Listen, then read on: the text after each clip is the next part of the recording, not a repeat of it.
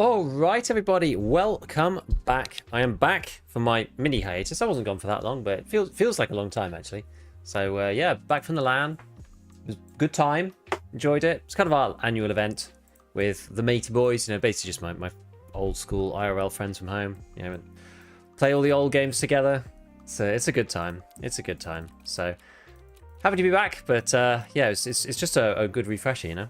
It's kind of deal. It worked out perfectly with Battlefield 6, I have to say. It worked out really well with that because it meant that everybody could just play for free. We didn't have to buy it, like expensive game, right? So it worked out perfectly that we could basically play for 4 days technically. But we actually didn't play as much as I thought we would. But that's probably because I had a mate whose PC is like not really working very well, but also just lots of us just like lots of different things. So we just end up usually going through the classics. You know, we always end up playing Dota 2, Age of Empires 2, we played a bit of Battlefield, we played some CS2. I kept calling it CSGO actually, I'd kind of forgotten it would become CS2 because it's almost the same, at least to the layman. Okay, so we'll start off, get our eye back in. I haven't played much EFT. 8 enemies, 22, that's not actually too bad. 5th place Enforcer, maybe we'll just smash that one out first and then we'll play the checkpoint one in a minute because maybe takes a little bit more, whatever. What do you think of CS2? Look, I've been a casual player of Counter-Strike ever since Counter-Strike Source. I've never been particularly good at CS. I find CS a very frustrating game, honestly. I've always been more on the, I would say on the more like Call of Duty side from like the, for the sort of like more arcadey games kind of perspective. I wouldn't necessarily call CS like arcadey, but like, do you know what I mean? Of the more sort of like arena type games. I've always been more on the Call of Duty side, just because like when the original Call of Duty 4 Modern Warfare came out, and the bullets actually like you could aim down sights, and the bullets actually went where the gun was broadly. Like to me, that was just night and day difference. And I've never really liked recoil spray patterns. It's like I get why people like it, but it's very gamey. Which is fine. That's okay. People like that kind of thing. But it's just, I mean, the thing is, like, I don't have enough hours in CS consistently to really tell you. Like, for me, CS2 feels functionally the same as CSGO. I'm not proficient in CS. I've never played. Let's put it this way. I've never played ranked in CS ever. I mean, it didn't exist when I first started playing. But I've never played ranked. I've never done solo queue. I've never tried to seriously play CS. I never tried to really improve particularly. We just dabble with it basically when we get together because it's a game that we all have. Did anyone tell you look really similar to Linus Tech Tips? Yes, indeed. Hey, Kohan, what's going on? Event today? Well, you think because of this big database update? Could be, I guess. Isn't that going in? Is that going in tonight? I was like slightly confused as to what they said. But it says here, due to planned maintenance and on Escape for Tarkov and Tarkov Arena servers will be unavailable on August the 19th, which is today, 10 p.m. BST. So that's like later. So this hasn't happened yet, right? 5 p.m. EDT till 4 a.m. BST. So yeah, maybe this means they're doing other stuff. I know sometimes they like hide things behind these big updates, but I don't really know. I like CS, but having to learn all the smoke, whatever, ends up putting me off. It's just, honestly, for me, the thing that makes me not want to play it, like, seriously, and it has always been the way, is the shooting mechanics. I just don't find them really that fun to use. It's like, you have to do some, like, weird, like, warlock wizardry with your keyboard to not be moving, and then the very first shot goes where you want it to. And then after that, where you shoot has really no bearing on the crosshair, right? Like, obviously you've got the set pattern, right, which you can learn. I don't know. I just find it really odd. I just find it really odd. The in-game weight of the Tagilla axe was 1908 kilograms, which points to today. I'd forgotten about that. That's a good point, actually.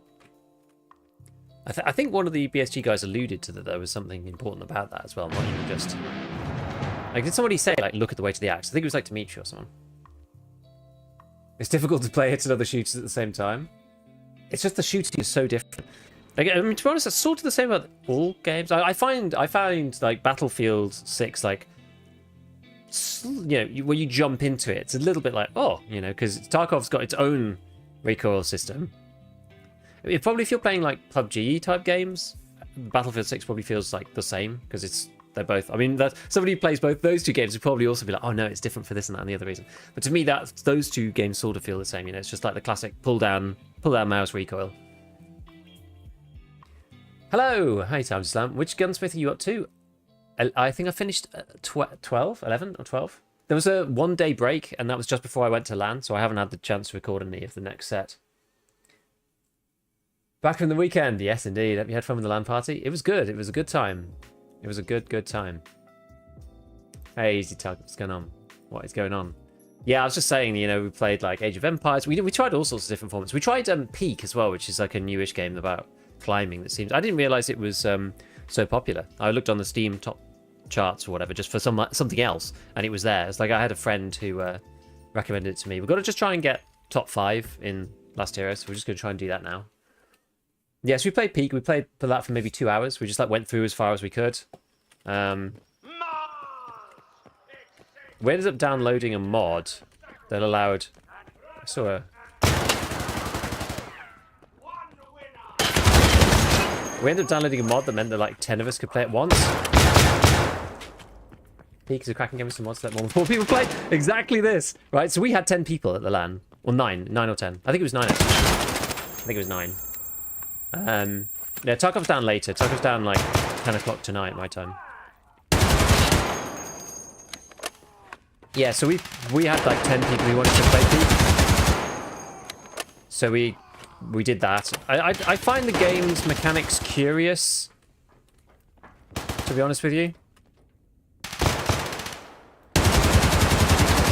Oh, how did we not catch him? Sad times. Need to be more aggressive.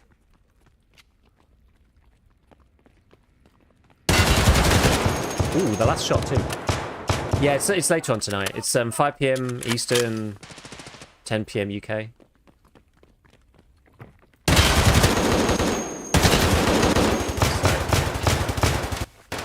But yeah, Peak was good fun. We played it through once, but then we kind of like didn't want to play it a second time through.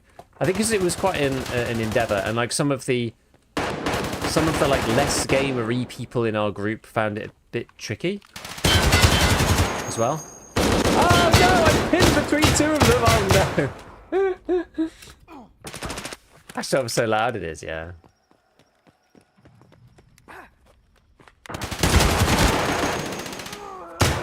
Ow.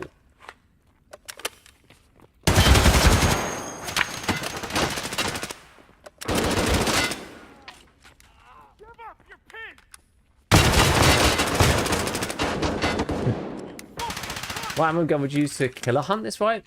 Oh god. God, I don't even know. Like, would you use like a magnum or something? I've got like. Welcome back. I'm not even sure. I mean, maybe find good ammo and then kill him with that. Like Igolnik maybe, and like try to shoot his helmet or something. Or like find some M80A1, M61. Oh, I'm not gonna win there. Not with the guy's legs completely covered. That's not a good idea, is it? Yo, Russ, thank you. It's good to be back. I did actually do my dailies on the first day of LAN, so I'm like, not necessarily. And been playing a bit of BF6 and a bit of CS and stuff. It's not necessarily too out of practice. Not like I usually feel when I come back from like a 4-day stint, because I've at least been playing games all weekend. So that's good. Damn it. Game's a bit loud compared to you. It's just arena, unfortunately. Way. It'll be okay when we play the base game. It might also be my mic position. Ow. I had to reset up my whole 2 PC setup. Such a nightmare, honestly. Like moving one computer to a LAN and then having to like untangle it so that you can play. Wow. Didn't hear that guy at all.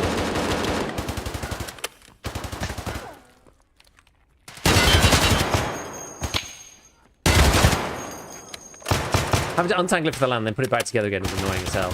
But, we're done. We're done for. I've got, like, no HP.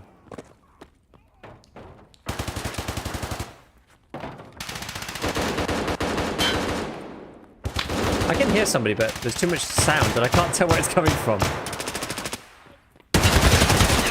Ah. What's your favourite checkpoint map? I don't mind B5 or Bowl. I don't mind either of those, actually. They're both fine, to be honest with me.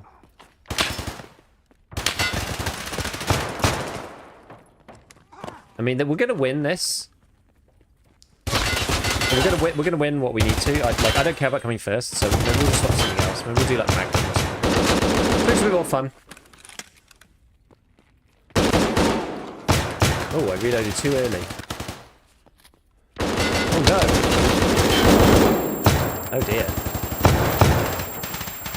Yeah, PS12 is good. I'm betting all money on trying to get Great Heights Part 4 and teams don't play objectives. Yeah, it is a bit painful, that one. I need to actually do the in-game quest lines. Maybe I'll do that at some point. I was never beating that guy. The annoying other, like, class I've got set up for this is just a really bad, like, PP ammo one. Which kind of sucks.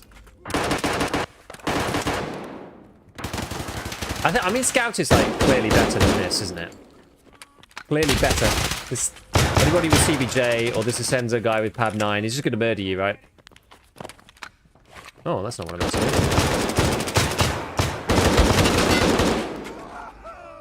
When do you think it'll wipe? Oh, December, I think.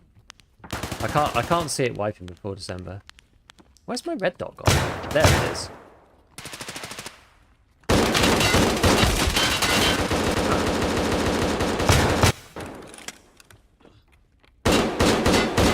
Folded. Oh no. Yeah, I just can't see it wiping before December. I really can't. I don't think it will. I mean, the S12 is better than this, the Magnum Buckshot, in my opinion. You're more likely to get more kills, I think. But this is also pretty funny.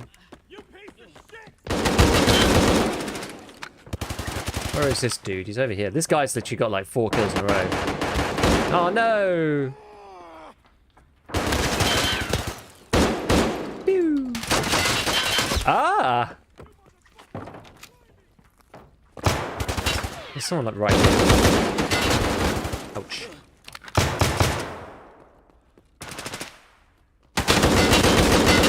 I think I hit him in the face or something. Oh, I don't even know actually. Oh, I am jammed, so this is not good.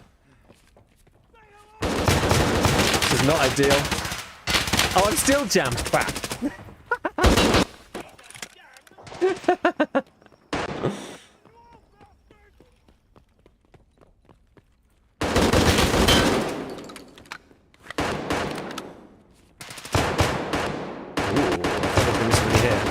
I think going through that car section. This bit's kind of okay. It's a bit awkward though.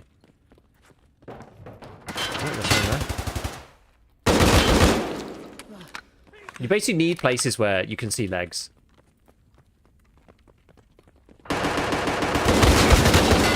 Otherwise, it's kind of awkward.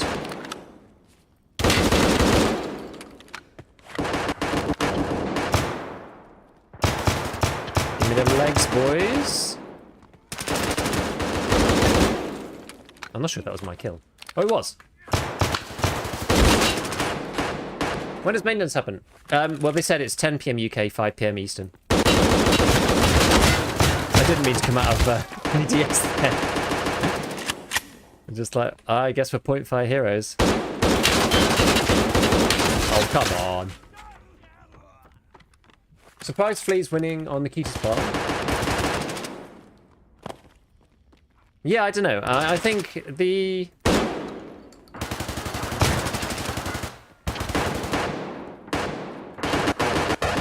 This dude. Oh no, that's not good.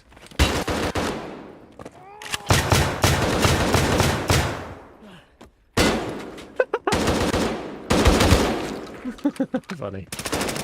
Oh no, it's our man. It's a Senzo, it's that guy.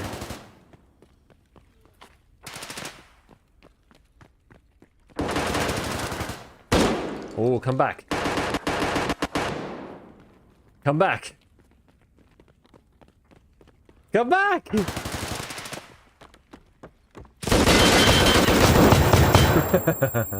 Is it an update? They said it's like database maintenance. It's some kind of like...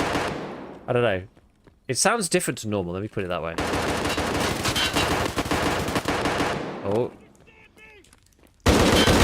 Yeah, we got him. Hooray!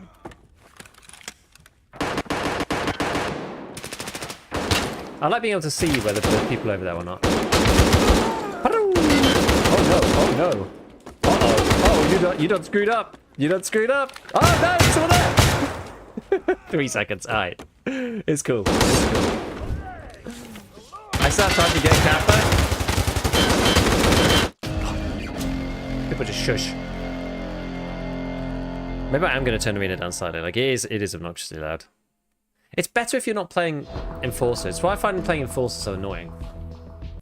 Yeah, so Surprise Flea is winning on Nikita's poll, and he's back to polling on Twitter. So the deal is, right, like, every time that Nikita puts a poll in-game, and you can pretty much put the entirety of this down to some kind of bias if you want to, right? We'll try doing this checkpoint one. I think Bay 5 is probably better for kills, so we'll go Bay 5. You can pretty much put this down to, like, selection bias, or like sample bias, or whatever you want to call it, population bias. So whenever he puts a poll in-game about the flea, no flea always wins. Pretty much always.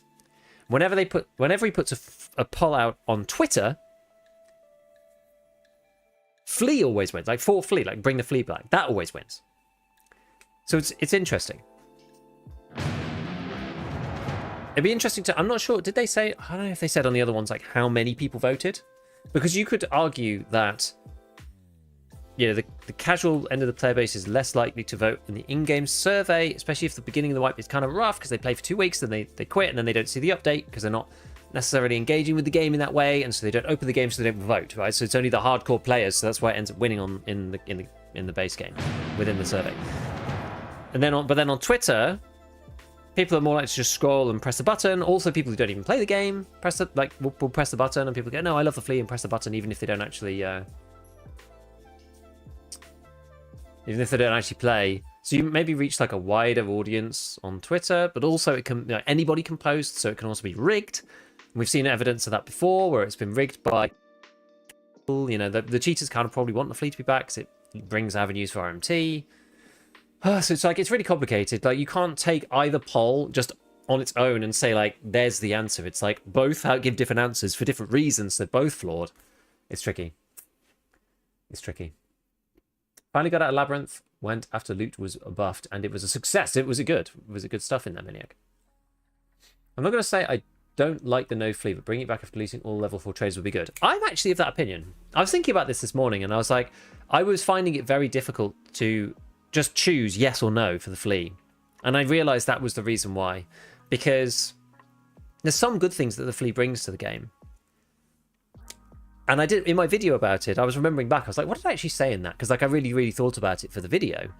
And in that video, I basically said, well, it's good as a balancing mechanic later, because it means that some of the like mid-game stuff, the sort of level 3 tradery type things, M855 ammo and stuff like that, you still have to get to level 15 to get access to those things from other players, but you can then buy that from there without having to go to the level 3 traders. But the best you can buy is like M85 6A1, which at the level 4 traders point, it's like, well, you know, the top end people already have it anyway, like kind of, you know, levels the playing field. They've got class 5s, it sort of doesn't matter. I don't know. So like in a lot of ways, I think it's okay as a balancing mechanic after maybe level 4 traders. So it's a tricky one. It's a difficult one. Hot take, bring the flea back with no gear. Let me get keys, keep hideout found in raid. See, this is the issue where it becomes so problematic. One of the biggest problems with the flea is that it makes the mechanics around like found in raid, non-found in raid hideout and like what things to be flipped from the trades and stuff. It makes that like quite complicated because BSG, for understandable reasons, don't want to bring in. They don't want to bring in more mechanics around like tags and flags and stuff, which I get. I get it.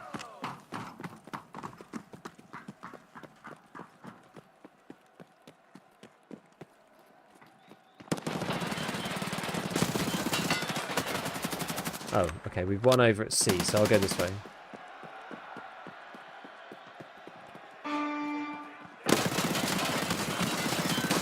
Oh, that's a fail. Hey, Keeper. Nice finally catch a stream. Are you doing well? Yeah, well, I've been away. I've been away for Oh, we managed to lose C somehow. I've been away the end of last week, so I've been off for kind of like 5 days or something, because I was at a LAN party with the boys. Oh, I think got left. Yeah, so I've not been on. Oh man, we've actually been ruined. I was like, all I care about is kills, and then my team kind of got a bit beaten back. I think we'll be alright. I think we'll be okay. That's a nice little spot, that one. I don't care about captures in this one. Wait, no one's capping? Why? We won the fight. Why did no one cap B? That's bizarre. He said half the player base for PvE. Not flea because it doesn't do much PvE.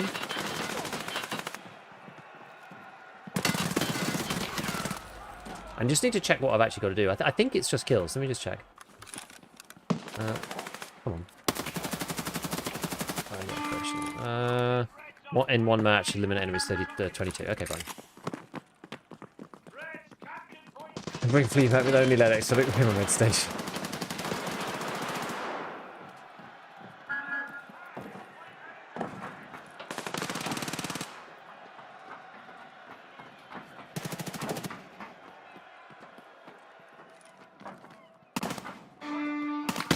Oh no, they're wise to my ruses, my games.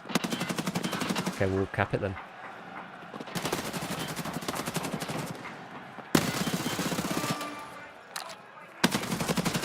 They're behind me.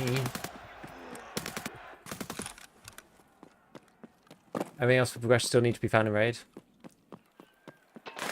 Yeah. I don't know. I think they just have to change the way that it works, right? Like the hardcore wipe is just not.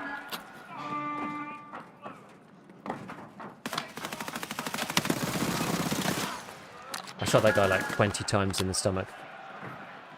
I wonder if you could make it over there in theory.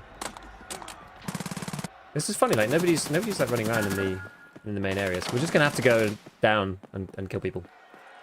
Our team like wiped them straight up. And now I'm not sure what's going on.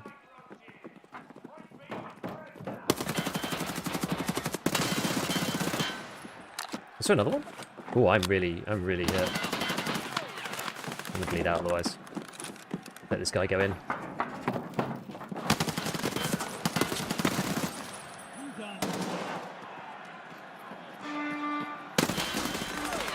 Oh, okay. I killed all my dudes. Yeah, I don't know. It's a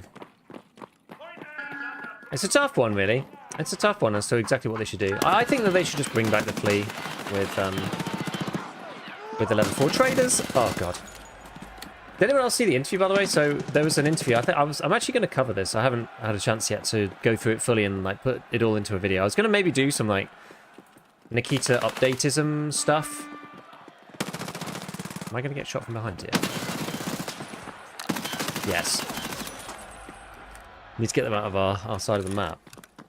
Yeah, so I was going to go through and have a look and see what changes or what things that he'd said. He was talking a little bit like, you know, 1.0 is not going to be as hardcore.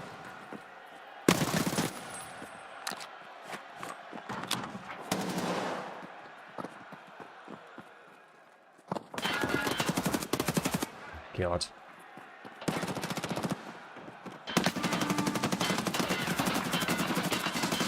Ow. Oh man, they were coming down there. Okay. I should have expected that actually, because they were coming from A, weren't they? I haven't been my biggest raid in Tarkov over 2K hours. 100 kilograms? That guy was tanky as hell. Oh, oh no, that's not good.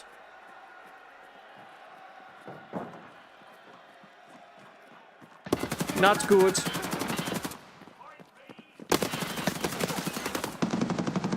Okay.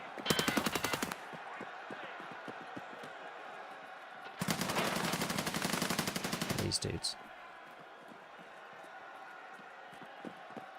Okay, spawn invading is not the play. Ow. Ignomania interviews, not informative. Did you say that? Oh, someone's left. That's lame. Oh, well, we'll just try and get some kills. It's not necessarily like crazy informative, but I think there's some stuff in there. I think there's some interesting things in relation to. Was it like really? Or maybe it's because I shot him a bit earlier. I don't know. There's some relation to 1.0 and, you know, their feelings about changing. About the hardcore wipe, you know. About what they're going to do with the hardcore wipe.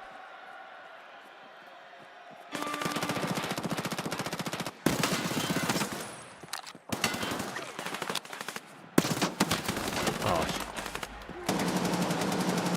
Probably ended up being locked 114 key. I always find a friend to open the door. It's funny, really, because that's kind of what BSJ have always... It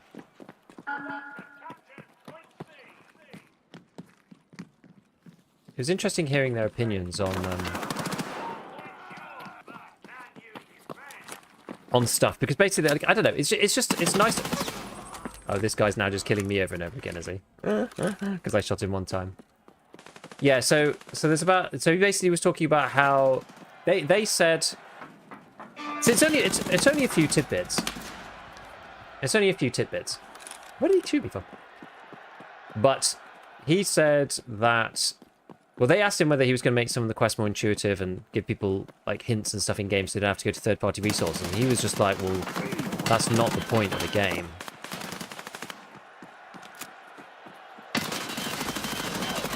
Like, the whole idea has always been for people to go to the community. I think maybe that kind of just like worked out after a while. Like, the wiki is part of the game. It's never going to be disentangled from that. But I don't think he usually like admits it in that respect. Right from Nikita is so they're not planning to stop working on the game to release. Yeah, and he sounds pretty like certain about that.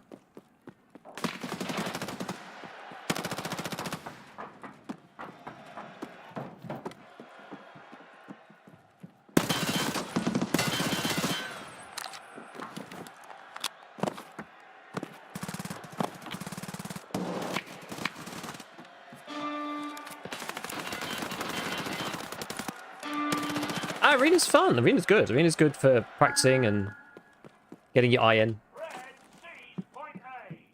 There's nothing wrong with Arena in that respect. Arenas are way better than it used to be.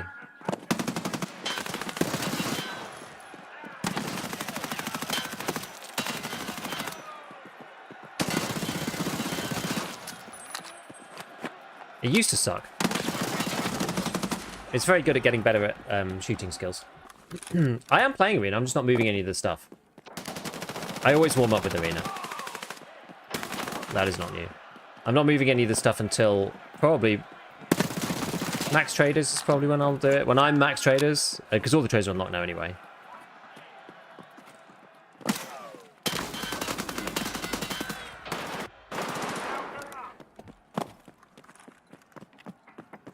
Yeah, Checkpoint and Freefall are good. I don't play the other modes.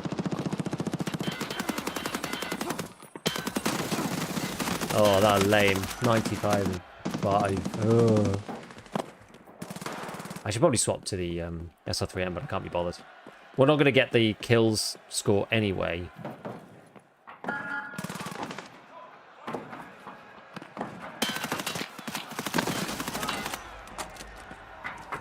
Actually, we weren't that far off. Actually, maybe we can get it. I need 22. Do you think they'll wipe again soon for 1.0? Nah. It's also like, you can also read into what he's talked about with the summer wipe as well, right? Saying like, you know, I didn't hit him at all, apparently. Is that you can... They wanted to preserve the summer wipe. It's kind of tradition to do a summer wipe.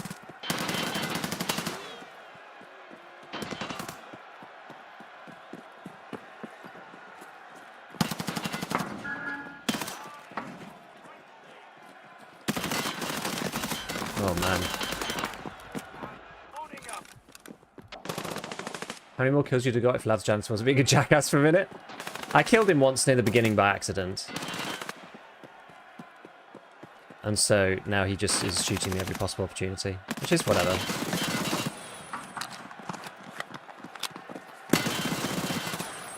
Is he going to kill me again?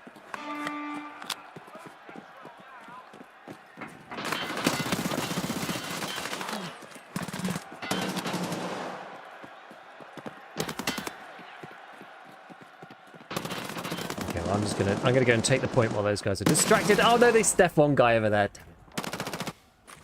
Feels like they admit they can't release everything complete, but still seem to turn to working afterwards. Well, I think they've admitted that they have to cut so much stuff, you know? Like, properly. And Nikita even says in the interview that it was, like, hard for the team as well. You know, it's hard for the team to have, like, things cut. Maybe people worked on stuff that they really believed in and wanted it in, and they couldn't. So, like, I think there's things to be read into it. The interview is very, very long. It feels annoying not to finish this, but I actually don't really care. Swap back over.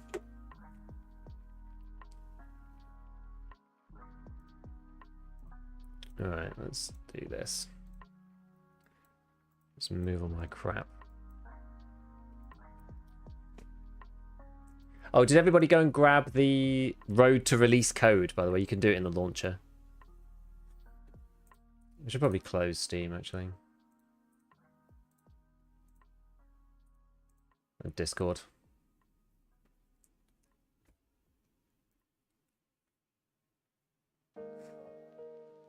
I don't like to speak ill of other players for the most part, but it was massively obvious it was a mistake. Yeah. Yo, Don, what's up? I want a full report on the LAN madness. Mad ladness. It was good. It was good fun. It was good fun. So we got there on Thursday afternoon. So I ended up. So I have a friend who flew in from Italy. He was going to hire a car, but then ended up not. I had to leave my car with the wife so she could get the kids around over the weekend. But he lives like over near me. We're like IRL friends, so our like families don't live that far apart because we kind of went to school together. So, so a lot of our families are sort of roughly around the same area, even though we're all over the place. So anyway, he borrowed his dad's car. He came to grab me. We went over to the LAN, and yeah, we just like got set up and like played a bunch of different things. Most people got there in the evening, and yeah, we just had like a heady mix of like the classics, right? Because we had like 9 people. And so there's like a mixture of different people who like different things. So we all kind of end up playing like the similar sorts of things we've always played, just because it's what we all know and it's what everybody can play at the same time. So we did play some of the new BF, which was good. Oh, no stash space, really? I didn't think it was in a terrible state when I left. Oh, it's because we had this like good raid on Lighthouse. That was actually the last raid I played. How many men did you kiss at the LAN? Wasn't that kind of LAN? Wasn't that kind of LAN spin? But yeah, exactly. What goes on the LAN stays at the LAN. Right, so we got this random AK from the doodad. But yeah, so we played. What did we end up playing? We played Dota 2, reasonable amount. Age of Empires 2, Definitive Edition, which is pretty good. We actually played. Yeah, I'll talk about that in a sec. So Dota 2, Age of Empires 2, CS2 is like those are our sort of staple things we played because we always play those things. And pretty much only at LAN. We do play Dota outside of LAN sometimes, but AOE and CS we only ever play at LAN. And then we had the Call of Duty, sorry, not Call of Duty, the Battle, that's proper slip, isn't it? The Battlefield 6 beta, which was perfect because it was literally like, it covered like the window of the LAN and nothing else, which was great.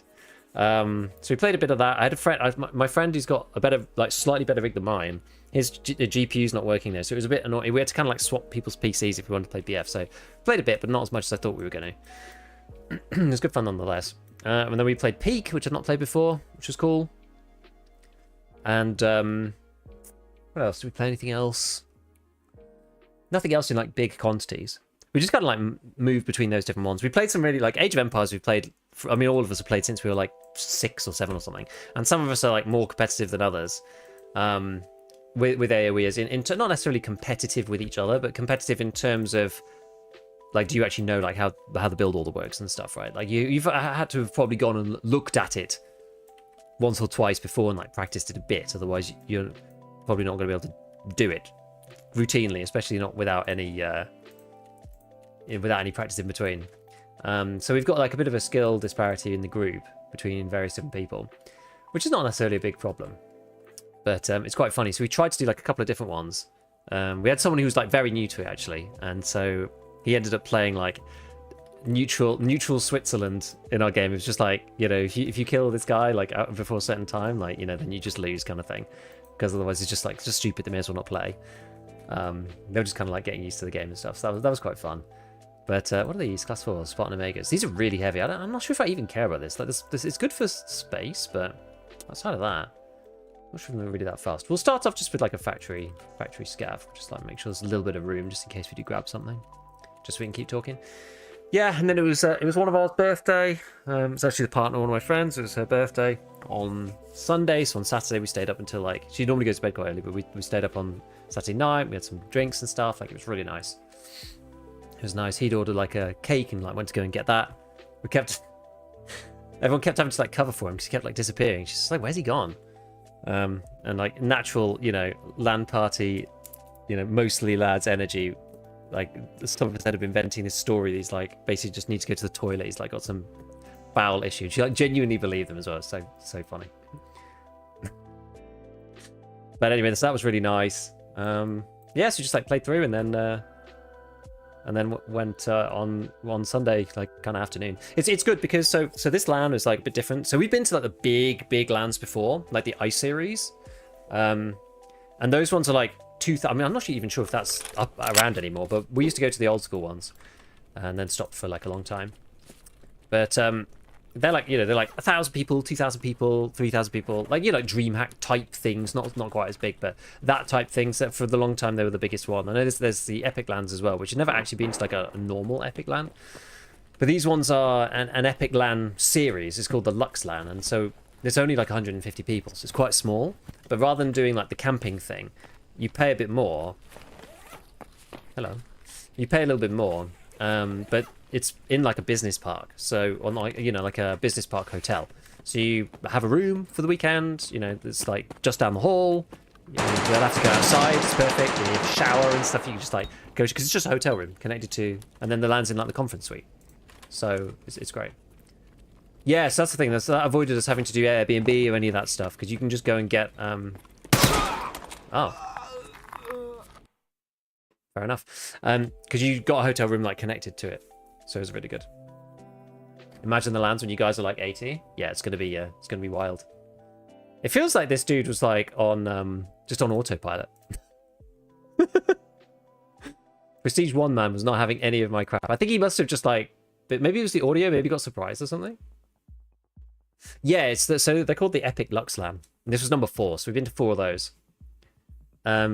I've been to, I'm not even sure now. I've probably been to like 7 of the big style. At one point we were going all the time. I went to like I-28, I-31, I-34, I-37, because they had 3 per year back then. Is it expensive? So it was, I think it was 60, I think it was £60 or £70 for like a bring your own computer seat. And then the hotel room for the 3 nights was £190. So I shared with a friend, and so it was like 95. Actually, I think it was 180. So it was like 90 each for the hotel room. So it was like 150 for Thursday through Sunday, which is like, you know, it's not like, you know, it's pretty cheap for what it is for the length of time, I would say, because they get like they reserve like a huge block of the rooms, and because they are like out of town hotels, right? Because they're like hotels and conferencing centers for business, and so over the weekend not much is actually happening. So they have like lots of spare rooms. The old one was at like a Marriott further down the road, and then they've moved it to this one of the Hiltons over in Coventry. But they're like off a huge, they're like on the motorway, off a motorway junction, off a huge roundabout, and they're just like on the motorway. So it's like easy for people to, you know, if you're like a rep or something, it's easy to meet clients and whatever. So that's the deal. So they're pretty inexpensive for what they are. How much bad food and drinks? Just too much. Way too. I was actually happy to go home and like have my like normal food. Like my wife cooks pretty much all our food. I hate cooking and she loves cooking. So she cooks all our food pretty much, and she cooks for the kids and everything. And I was like, man, I'm just like so happy to go home and have like an actual real meal. Like genuinely, I was just like, I'm so pleased. But why Scout Factory? Just because it's fast. It's just quick. That's the only reason. No real reason other than that. Yeah, so I'm not even sure if I want this. I mean, this thing is good as a rig for storage. I think I changed most of these over to Jux earlier. I wonder if I've got any left over in the thick case. It's been a while since I jumped on. I'm trying to think. Have I got any like crappy bags in here? There's still a Jux there. Yeah, it's mostly okay. These ones are mostly okay. Could fit in there, I guess. I could just not keep it. I don't know. Do you hang out, play with friends? Are there games versus other people there? You can do. I mean, we're like, not to say like we're not like anti-social per se, but we're going there to meet up. It's like our a big 1 year meetup kind of deal. So we meet there every year. It's a date that everybody. The beauty is that you don't end up with these situations where people are like, you know, oh, this one person can't come, so we have to like try and organize it so that everyone can come. Otherwise, that one person's gonna feel left out. It's organized by somebody else. So if you can't come, like, it sucks, but like it sort of takes the burden off anybody organizing something, which is quite nice. But yeah, so there's like, you know, there were people playing like Jackbox games and stuff like that, which we did a little bit of. For the most part, we just do our own thing. But I think most people there are like that as well. There's like a big group of people outside who do they were doing like tabletop stuff, not necessarily like Warhammer, but things like, you know, like German style, like Catan and stuff like that, like outside, like big board gaming group, kind of flip that back and forth, I think. Phobo, thank you for the 13 months. Appreciate it. I'm just wondering what to do about this. Anyway, we should think about, I guess we should think about this first. So I got this off the Goons. It is pretty heavy. What was I even doing? I don't even know what I was doing. Any news of a possible event today? I don't know. We're going to have to see. Post a short my channel where I average out the top 3 profile stats on 253 players this white. Send it to me on Discord and I'll have a look later. You got any cool pictures? Put them on Discord. I'll have to find some. But anyway, it was good fun. It was good fun.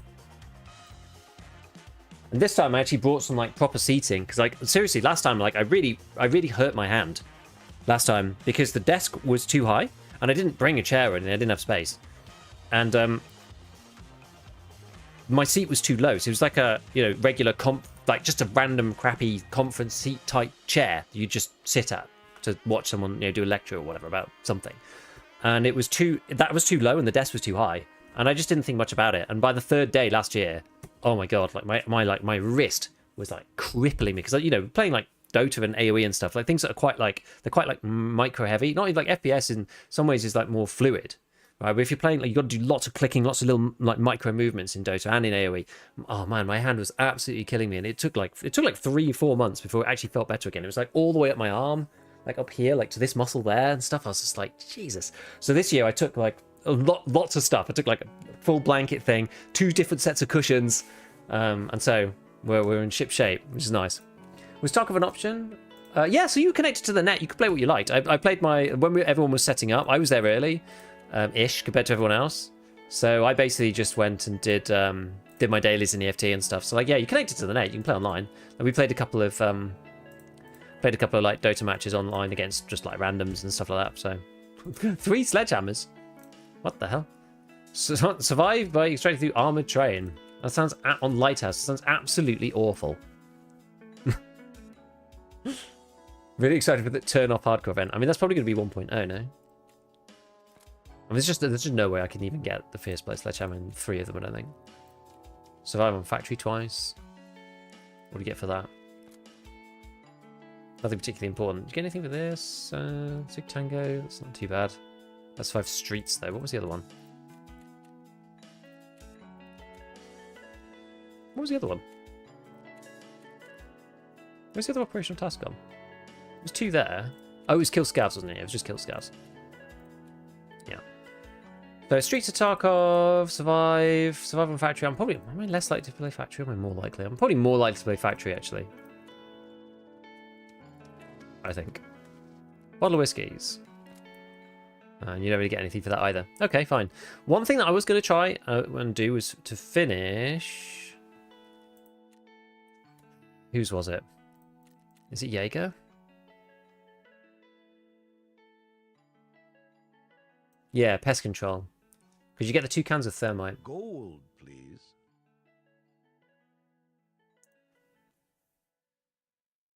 Don't think an event today since the game goes down more late tomorrow.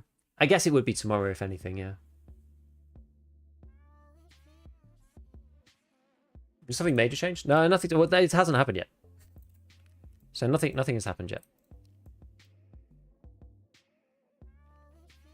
Maybe I'll just be a heavy boy. Okay, so what do I have here? So this is where we left ourselves last time. I think I had to use all my injectors. I don't think I've got any other proper injectors. Oh no, we did get one, didn't we? We got one from the little thing that just came through. We got a prototype, which is nice. And an SJ6. Okay, I'll just keep these in here, I think. Something like that. Right, so we got a bit of... so we've got BCP FMJ, this is the one you can buy. And we've got CBJ, which is a good one. And then I've got a bit of M62 Tracer as well, because I got that off the goons. Alright. So we do probably need a bit more of this. We'll buy like 40 more of these. Actually, remember you talking about hand being hurt like that? Honestly, it was horrible. It was so bad. M6 again? Well, this is the one from last time. So I guess we'll just keep it. Although I don't have a suppressor for this thing anymore. Let me go and have a look at that first. Do I have the ability to buy the hybrid? I was using the hybrid last time. Actually, I do have the ability to do that. Guess we'll do it then. Whatever. We can always find more RAM if we need to. Oh, right. Yeah, of course. Can always go and find more sticks of RAM if we need. Okay, so beast purification, so go 15 and then 15. Actually, maybe I'll put, and yeah, we'll put a bit of M62 in these guys. Yeah, this is gonna be okay. Let's go 20, 20. So that's CBJ. That in there, that in there. And then a bit of M62 in those. Yeah, it's kind of lame. We can't really. I don't think you can get M62 anywhere. You know what? Actually, you know what? Given you can't get it anywhere, I think I'm just going to top these up with BCP. Because if I get into a fight with a PMC at the beginning, then like so be it, right? I want the CBJ for that. But if I'm just killing scavs, which is probably what I'm going to be doing, then I don't want to just use it all on scavs. Because I'm going to use all my good ammo on scavs, which is going to suck. Okay, just got that. We've got this. I'm going to take a nade. I don't know why it does that. It goes grey. You can fix that by typing in, I think. Anyways, we're going nades. We're going heavy. Heavy. Light, we dealt with by that. Painkillers. Body food. Splint. Grenade. Ammo. Plates. Oh, this needs repairing. Fine, we'll repair this up. Wow. Class 5 plates are very expensive to repair.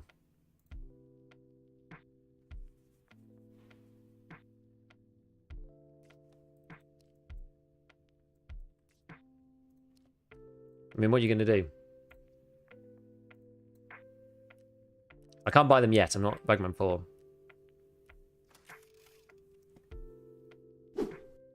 These things are probably cheaper to just buy new ones. They're also ceramic, so... Oh, I've deleted all my hotkeys doing that. That was stupid. There we go. We've got to find a repair kit or something. Yeah. Maybe I should chuck them in a press arm or something, but I don't know. Okay. Reserve. So, last time I just did D2. Did I have anything else to do? I'm just trying to remind myself of like what the hell I was up to.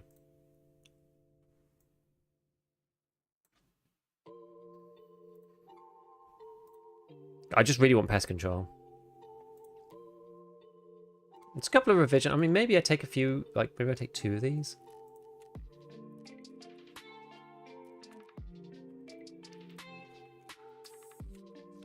And if I take 2, then it means I can just go and, like, mark some bits while I'm there, if we can. We'll just kind of take it easy, if possible. We'll see. We'll see. Why empty docks case? Don't think I have really any reserve keys. I guess I do have. Well, the thing is, I'm doing something specific. I'm not trying to loot. This is not a loot run for me. Can craft M62 300 blackout after wet job 1. Oh really? Oh nice. I didn't realise. Bitchy Deck, thank you for the prime. Have you checked MVD since the loot buff? I have not.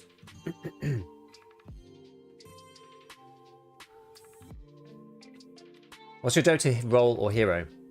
So, given that I don't play very often, these days I often end up playing.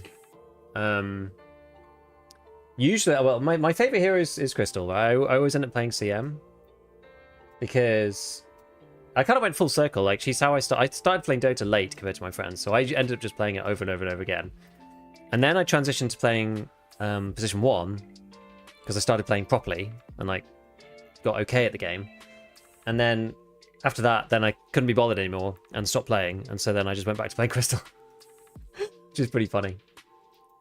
So no, I kind of flip between like, if I'm going to play seriously, I'm going to play CM, or I'll play position 1 and play like Chaos Knight or something if it's a good game for Chaos Knight. But I mean, I don't really play seriously anymore. So what do I play over the weekend? I played Chaos Knight, I played Crystal Maiden, I played Slark, I played Timbersaw, I played Storm Spirit, I played what else? Huskar. Like other heroes that I've played in the past is like Luna, Sven, Axe, Ursa. So usually I play sort of a combination of like 5, 3, and 1. I don't really ever play mid. I never play mid particularly. Storm Spirit is the one exception, and I'm not very good at him. And it's just because I think he's funny. Have you played Arena Breakout? I have, yeah, but I didn't play it ever since they added the like just buy anything with real money thing. I didn't want to I didn't want to play it after that because I don't believe in that monetization model, and I didn't want to support it. So that's why I stopped. But I mean, Arena Breakout is like, yeah, it's a finely put together game.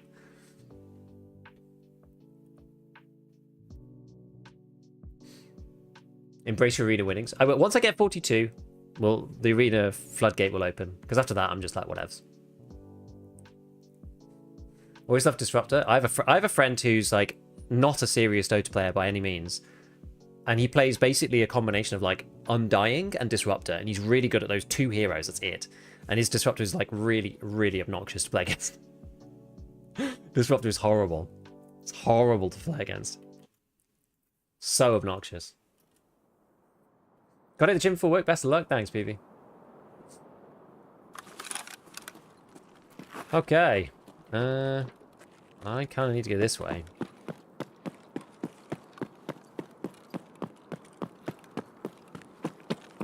I guess I can mark this tank, I suppose.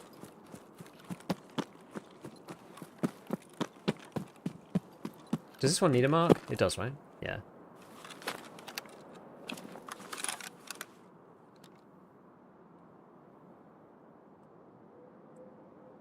Just trying to make sure I'm not just going to get shot suddenly from some guy over there.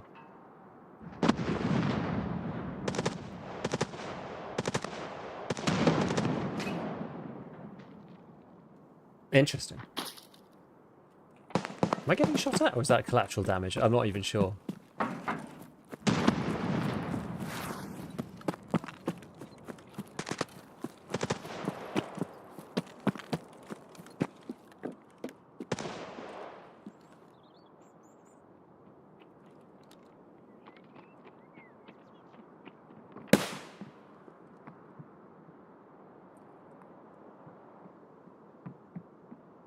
I know what building they're in.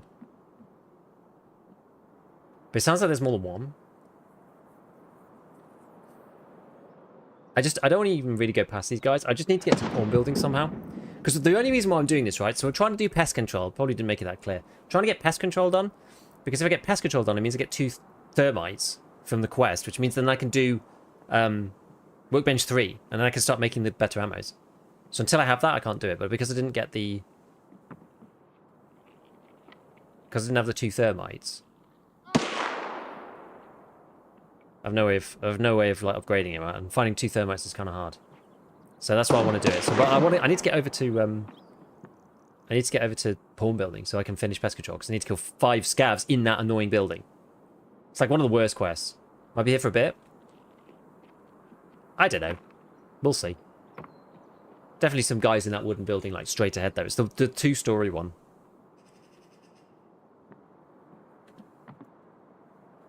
I think. I'm pretty sure, right? Yeah, it is. It is these guys here. Don't know what they're doing, really. I mean, the other way... Can't really go the other way, I don't think. I don't think it's really possible for me to go any other way. Because they can look out and see me. Go in tagged and cursed to go for a good spawn. Could do that.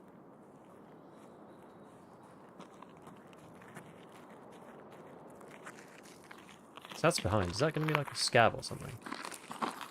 Эй, земляк, мы стрелять не хотим, мы так наблюдаем.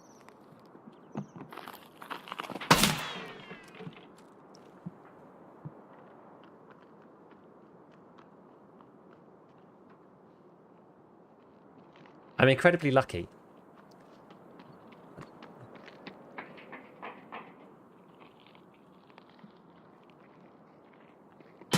Вон он, блядь! Ебашь его!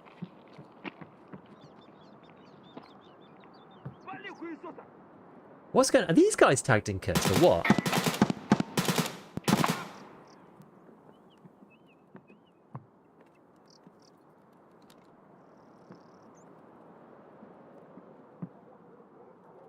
Huh?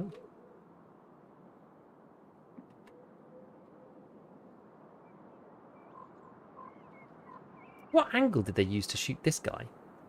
This scav?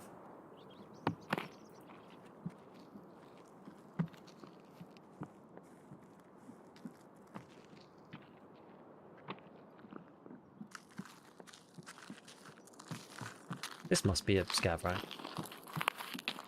Yeah. Вали, вали хуй! They can see the scavs right here.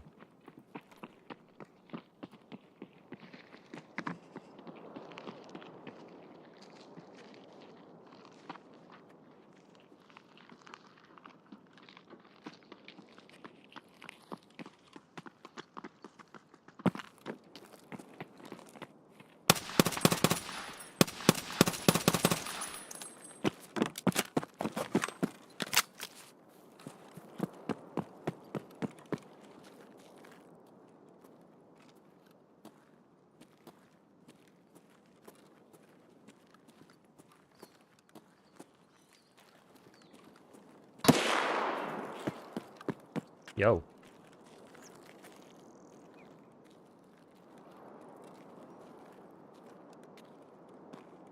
Yikes. Where's that come from? It's like BT coming from up there or something like that. I always feel like I need to like move around and then come back in or something. I don't even know. Let's just move this a little bit. I feel like I can't stay in this area. It's gonna get me killed, I think.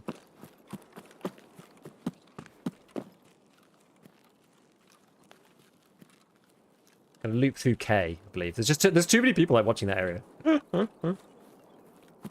Yeah, so we played a really good game of AoE that was quite funny. We had this like concept in mind. I think we did it one time before and it was quite fun. So in Age of Empires, like the Age of Empires Definitive version has got like it's got some really good matchmaking mechanics and like ways to control teams and stuff. It always has done. It's always had like a very natural way of doing that, which is quite cool. Where's that? That's like right ahead here. Yeah, so what you could do is you can put like as many people on the same team as you want, but you can all control the same base, which is kind of goofy, but it does work. It's quite funny.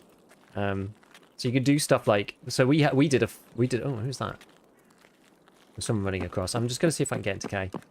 So we did like a 4v4, except it was a 1v1. For example, which was just, it was just like, just carnage. It's just funny. Because you got like people, like individual people, like individually microing like one unit and stuff.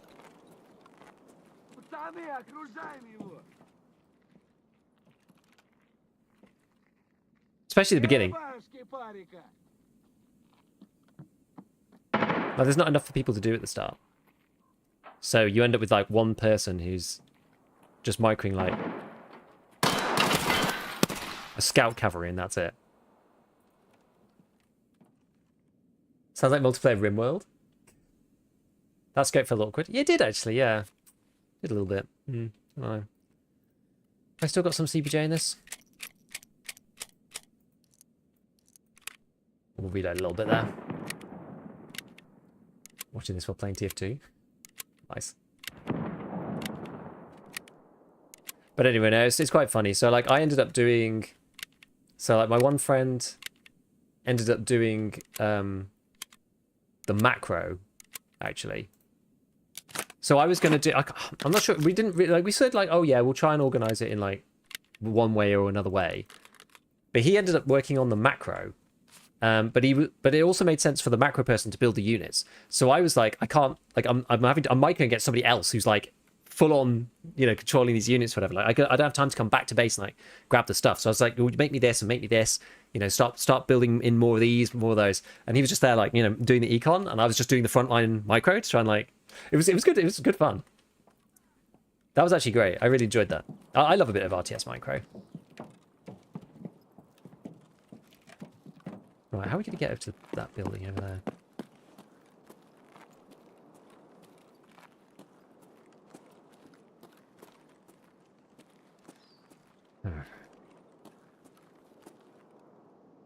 Still over there? I don't know what happened to the guy, the second guy that we shot. I couldn't get a good angle on him because of the shots coming from that other person. Where was? What's this?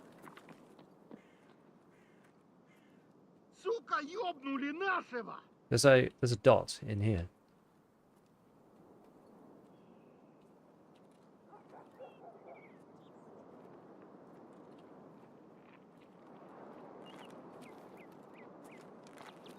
What's this dot about? Oh, it's a helix. Just see it. Just see the helix. That's a red card. Yeah, it would be, wouldn't it? There's still quite a lot of like action going on over there. I guess it's because I killed that guy earlier.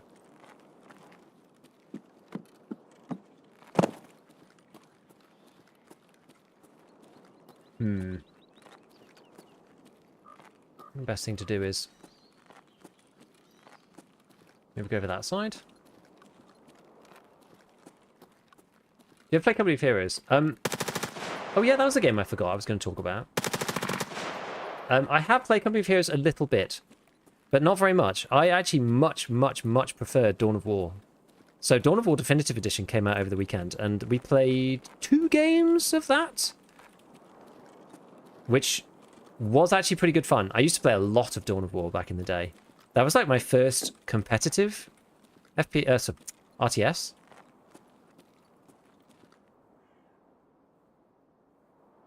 Okay, it's just a scav. I think I might leave him to it.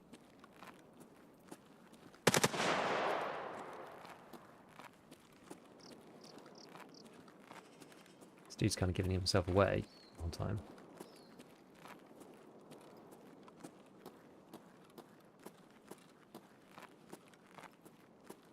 Yes, all moving.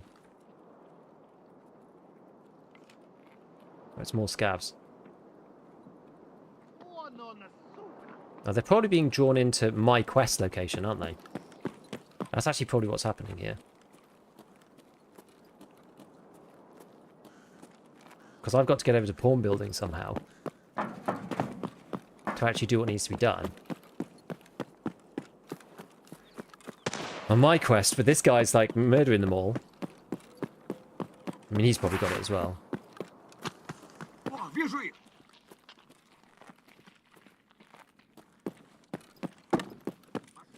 I'm going to try not use my CBJ if I can help it.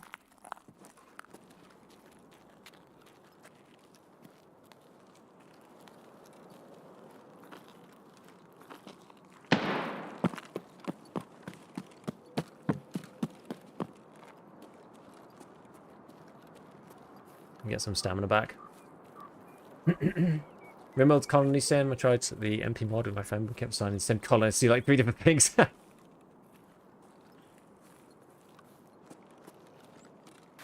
Yeah, I kind of wanted to play multiplayer Factorio, but like we don't really have enough people who have the game.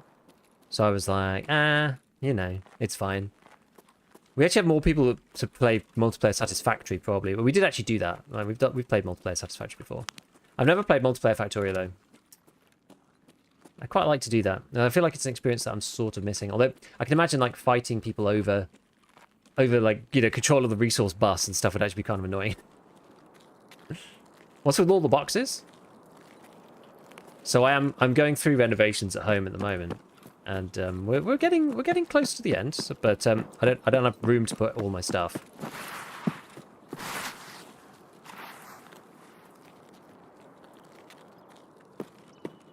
So a whole bunch of my stuff has ended up here. I do hate how you can't vault up that because it's too small.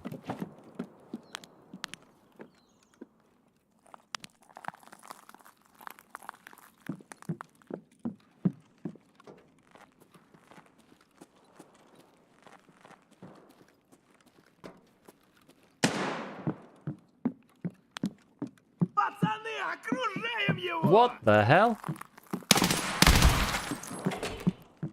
Of all the places Scavvy could be, have to be there, wouldn't it?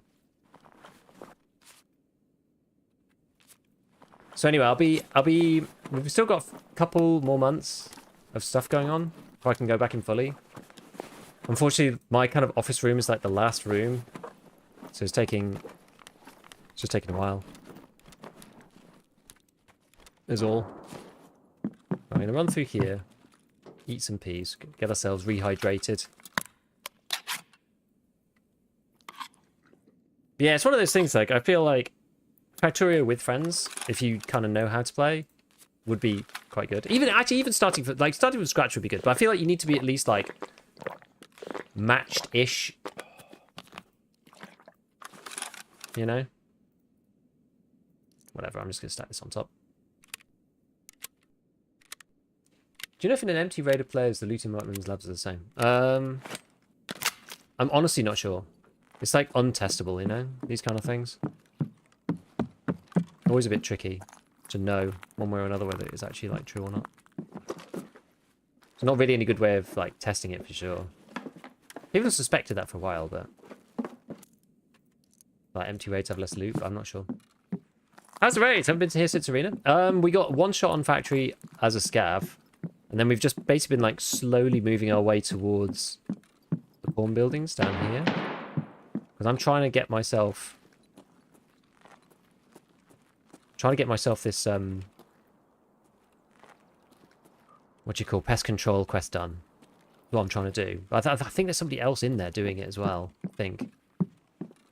It's kind of annoying.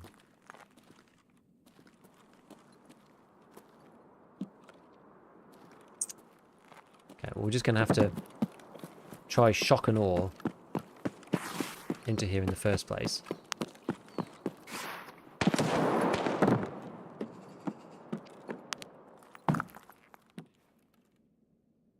Okay, we're in. We need 5 scav kills.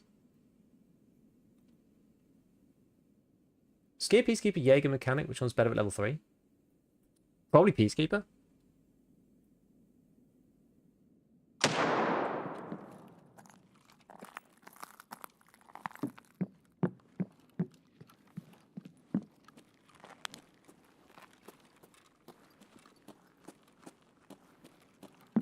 There was some action over here before, so we're going to have to, like, clear this bit by bit. I don't want to accidentally run into somebody and at least give myself a chance for a fair fight.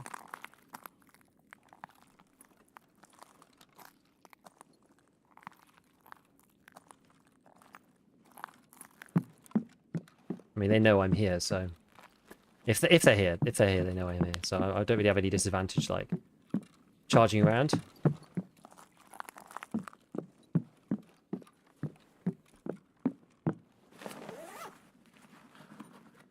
Thoughts on Nikita's latest tweets? Well, what's he tweeting about? He's tweeting about he's tweeting about an event that's going to be soon-ish, right? So we know that there was going to be an event soon. He's also tweeting about the flea. Again, I don't know exactly why, but he just is. Okay, no one's been in there. Time is it anyway? 22 minutes. Well, not actually that many. I'm half expecting literally just to be donked by something as I come around one of these corners, just like someone stationary, not moving. Not expecting.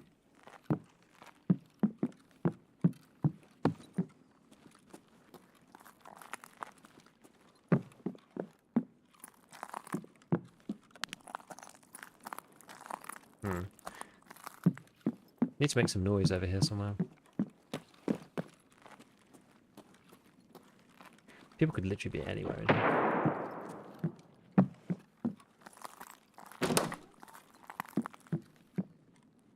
PS12. I don't know. I don't think Nikita's like tweeted anything too fundamental, right?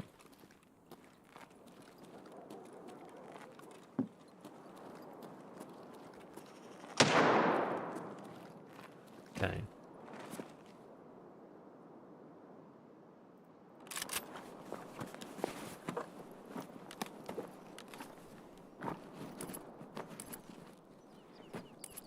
Maybe we just take this then. This is actually unsuppressed, so this is fine. This is fine for our purposes. Oh, we did have this as well. Okay. Like a guard or something.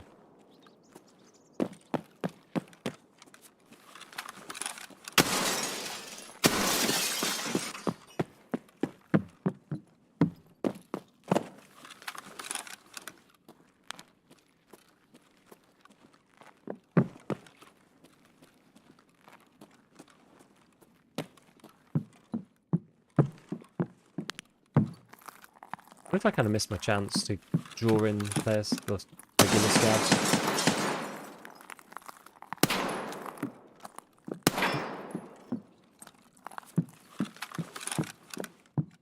You need an unsuppressed gun basically for this quest, but I feel like a lot of the scouts maybe came over here earlier.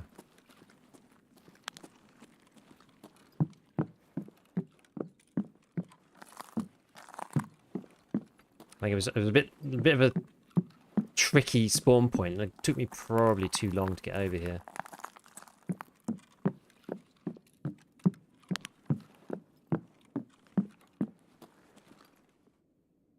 Oh, what do you know about the whole ocean drain theory on Lighthouse? Nothing really, other than that he mentioned it and said, well, it doesn't really work because then you have to change shoreline.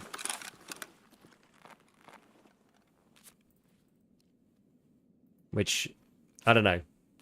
Like, yeah, maybe. I think that they're working on... It looks like they're working on something. That's all I'll say. It looks like they're working on something. Because... there was that series of things that was worked on by Very Bad Scav.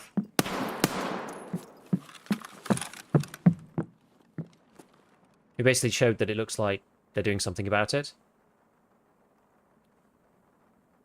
I thought Reserve was Player Scav Central, so surely there'll be something coming to check out the shots you just did.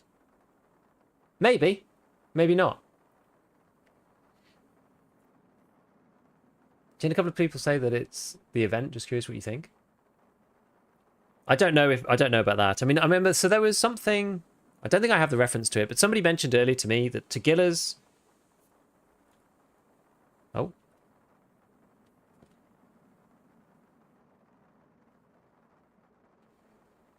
The Tagilla's axe weight was like 1908. 19.08 kilograms or something like that.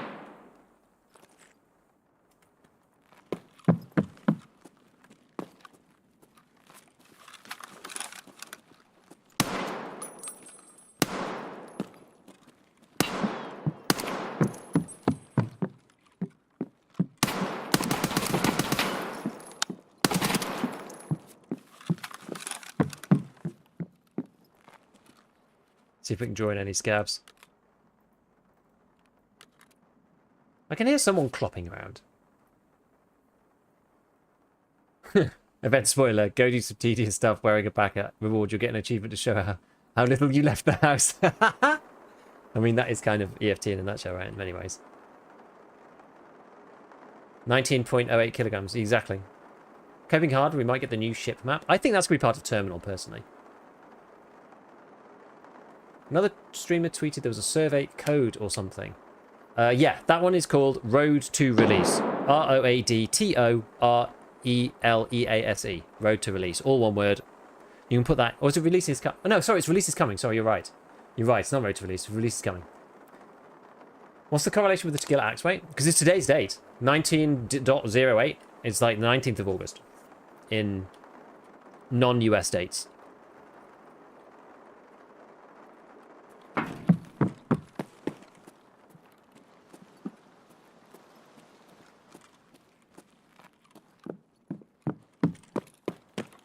I feel it's like me and someone else in the other building, both trying to like bait people into the buildings that we're in for some reason. I don't know why someone would want to bait into that building, but...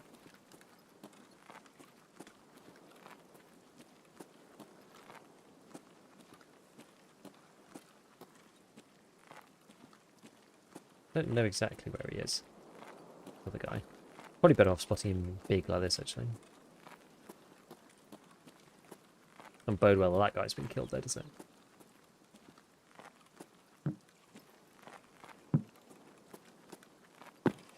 Is there just no one left? That's why I hate this quest. This quest sucks.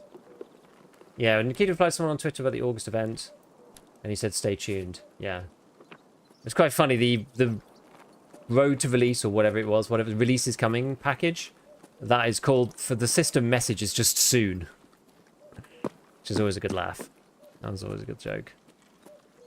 I don't think there are any scavs, are there? They've all killed themselves coming over here in the first place. Oh, well. That's a bummer. We've got 15 minutes left, and it's... We only need 5, but... It doesn't feel like there's even any player scavs.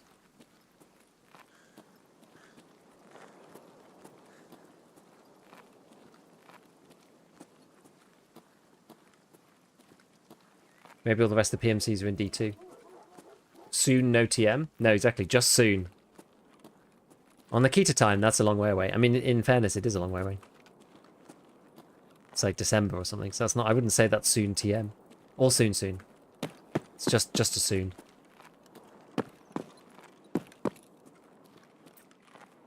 Are we the only player in reserve? I feel like we must be. What's the bet this guy is like the teammate that I killed's friend or something? And he's like waited all raid for me to go and loot his body.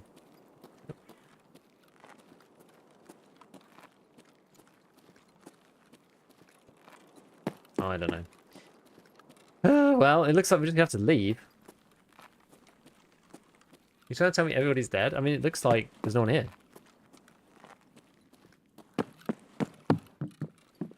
Almost like all the scavs just got murdered on their way over here. I need to get there early for the scavs. Yeah. Yeah, we'll just reset. It'll be fine. It'll be alright. Now we got to brave the dungeon. The D to the 2.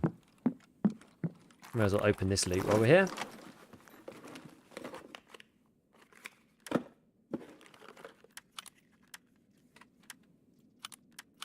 Solid Krebs handguard.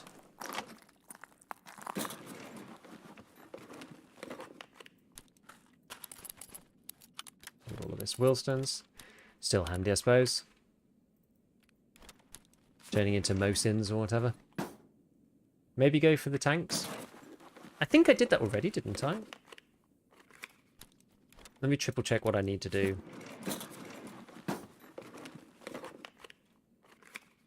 What's this? RBST. Is that any good? Rings a bell. Is this the quest key? Oh no, there are scavs still.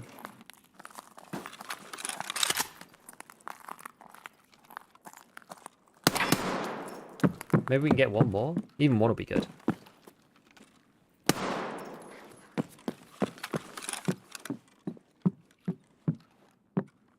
It needs to actually come inside, though. I tried this last time. If they don't come inside, then it won't... Quest key for the garages? For tank marking? Yeah, I thought it was, yeah. You can get this later, but... Any idea I can loot the AK CNC warrior attachment? You just have to get lucky, unfortunately. There is a quest that gives you like 3, but most people sell them and not realizing.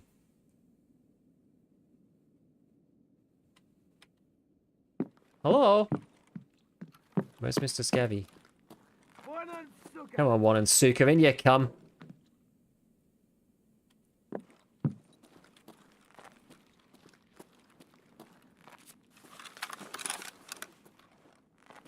Come on, you annoying guy. Get in here. This is what makes the quest really, really stupid.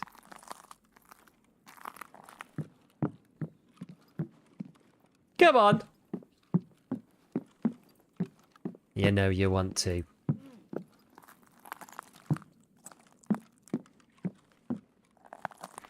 Get over here. Get over here. Voice line him. You motherfucker! That'll do.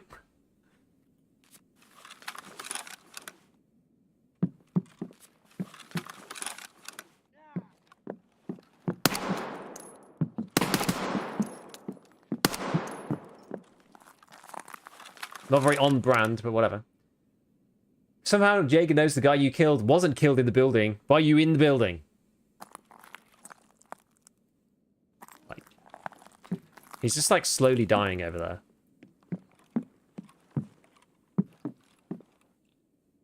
Maybe if I like run or something? Tell him you got candy. The only other way I can think to do this maybe is to nade him? We can like nade over the top of him. I don't want to kill him. If we just lob this like right over his head. I might get him moving.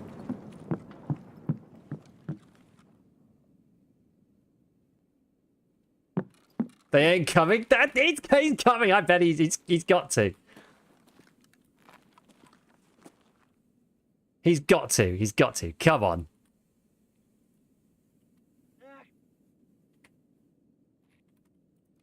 Let's see if I can... Oh no. One and Suka. Aha! Softly, softly, catchy monkey. So many people showing up at D2 right now. It's like the Siege of Alamo. Come on, boy. Come on.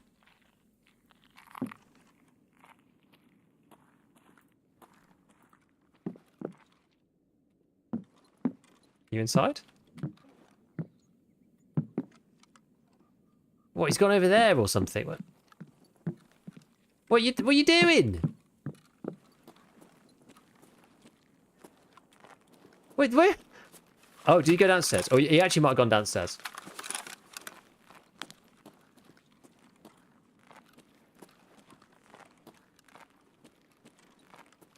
They actually do go down here sometimes.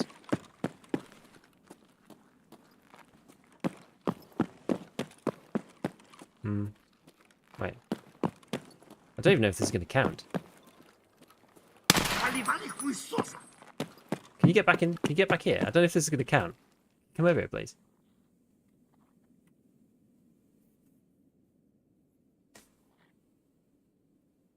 Fishing rod with a bottle of moonshine.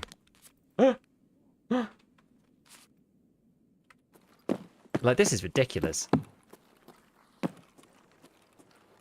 Хуйлоты, бля, ты хуйлоты, конец тебе, блядь!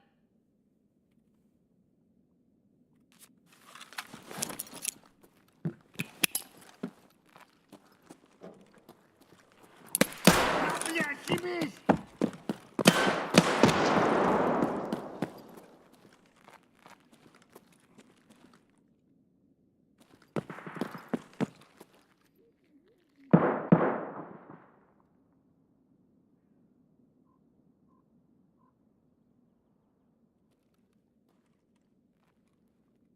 What the hell was that?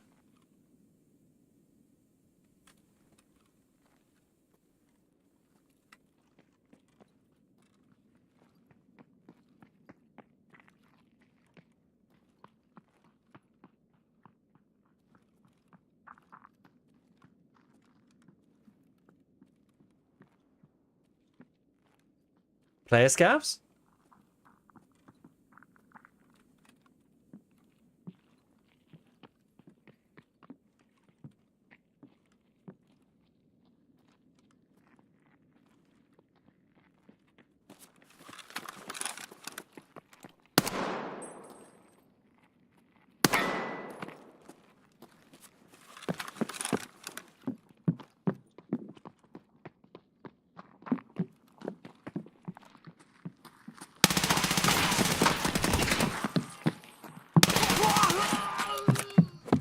Thank you, boys.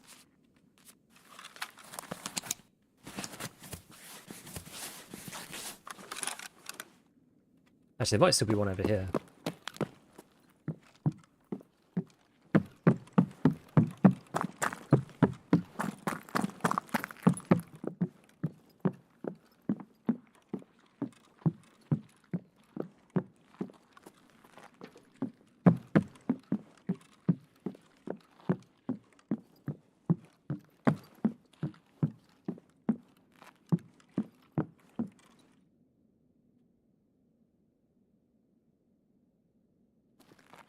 They pretend to run away.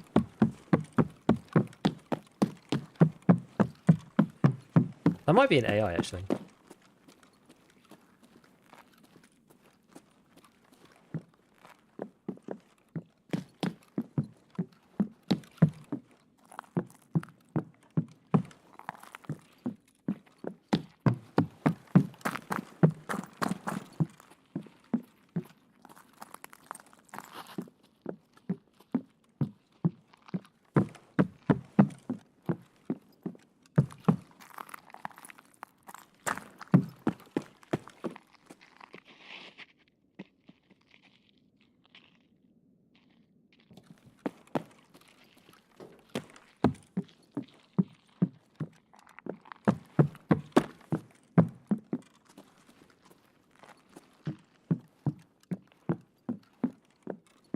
I'm gonna try and loot this guy.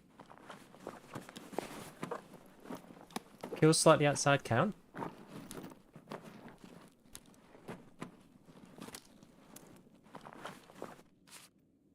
You think?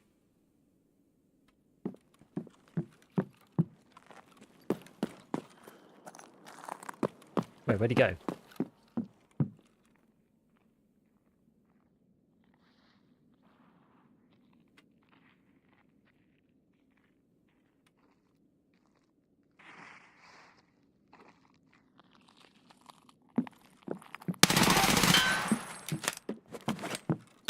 Hopefully that's close enough. I mean, I don't know, man.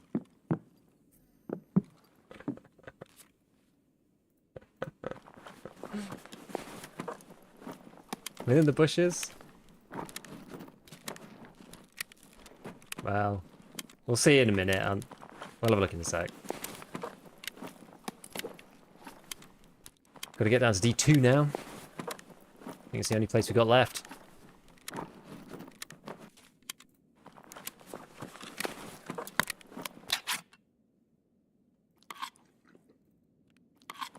Another one of these. Holy moly.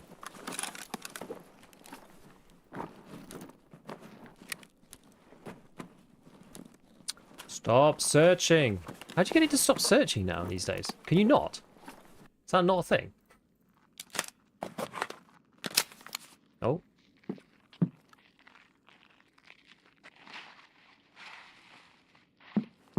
Вроде никого. Yeah, we did it! Have you done setup already? No. I need to go, though. Like 3 minutes. It's not very long. Oh. Oh, well. Never mind. We did what we needed to do. It's all good. With 51 search, you can spam to insta-search. I didn't think that you could do that anymore. I thought they stopped it. The fast exfil. I mean, could have been worse. No, I haven't done setup yet. No, I haven't. This guy was a sneaky boy. Oh, he's level 6. Oh, he's only just started playing. Okay. Cool. Well, no biggie. No biggie. I don't really mind. He can enjoy his loot. Yeah, problem solved. Exactly. Fast travel. Broop. I've 100% killed scouts along outside of the building that counted. Good, good. I need to go. All right, then. Yep, that's the end. Alright, so it's all good. So you completed the quests. I gave you the fast exfil. Exactly. Exactly. Could be worse. I must have... Maybe it was like... Maybe there were 3. I thought there was a guy at the other end. I'd heard somebody ages ago, but... I wasn't sure. I should have moved something into here that was actually, like, decent. Anyway, it doesn't really matter. Doesn't really matter. What was I doing? The Wilstons. I was still just buying these, like, random Mosids. It's funny, I feel like, because I've been away for, like, a couple of days, which actually ends up making quite a big difference in the hardcore wipe. I'm come back and I'm just like, it doesn't really feel... Because I'm, like, so close to max traders now. It doesn't actually feel that hardcore, really. Okay, pest control, cool. Double cans of thermite, perfect. We've got a razor path now. So we could potentially do that at some point. Not that I don't really need to do that. Whoa, lots of stuff. Yeah, who else do I need to get max? So I need to do... I've got levels for everyone except Ragman. I've got rep for everyone except Skier and Peacekeeper. Mechanic, I need money spent. Maybe I'll just keep selling stuff to him for the time being. Because he's good to sell stuff to anyway, so I don't really mind. That's fine. Right, let's go have a look at the hideout. Exactly, salute to the MCX. Good thing we didn't save CVJ for the next live. Yeah, it worked out. It's all right. Okay, so workbench. I think it's because I don't have enough elite pliers. There's a reason why I can't necessarily like do it straight away. But you can barter for these, so it's really no big deal. I have like 1 set ready to go just in case. So now we can upgrade. Perfect. And then we'll be able to look at workbench level 3 once that's done. How long is it going to take? 10 hours. Holy moly. I guess the game's going to be down for a lot of that anyway, so it doesn't really matter. Oh yeah, I probably should have been doing something in here, but I wasn't because it was full. It was full of stuff. Right, so...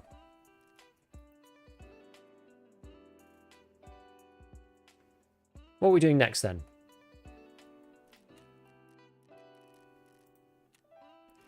Yeah, we've done these guys. I might as well just sell to therapist then for meds, because I don't think anybody else, no one serious buys these, do they? No, they do not. So we'll just sell these to therapist. There's an IFAC lying around somewhere as well. I never use these, so just get rid of those. I think you need TNT for something. I can't remember now though. Why press? Oh, press is great. Press is awesome. Press armors. These press armors are now amazing. So now I've got these. They're kind of like ready to go. A lot of them. That one I can probably just sell the front plate. But so the deal with the press is if you do, which one is it? Is it Energy Crisis? That's what I was doing in the last raid. The MCX raid was doing Energy Crisis. That was the main thing I was trying to do, and we did get it done. So you unlock this thing, the Granite 4 ballistic plate, and for a class 4 plate, sorry, class 5 plate, it's actually pretty cheap. This is like one of the, I think this is the only way that I can get class 5 right now. Actually, the easiest way to do it is just to link search this bad boy. So what we can do is we can grab this thing for 60k and 2 side plates for $200 and equip them in this thing. And it makes this guy really good. Like, genuinely quite good. So it's class 3 on the back. I could upgrade that if I want to. But this is now class 5 all around.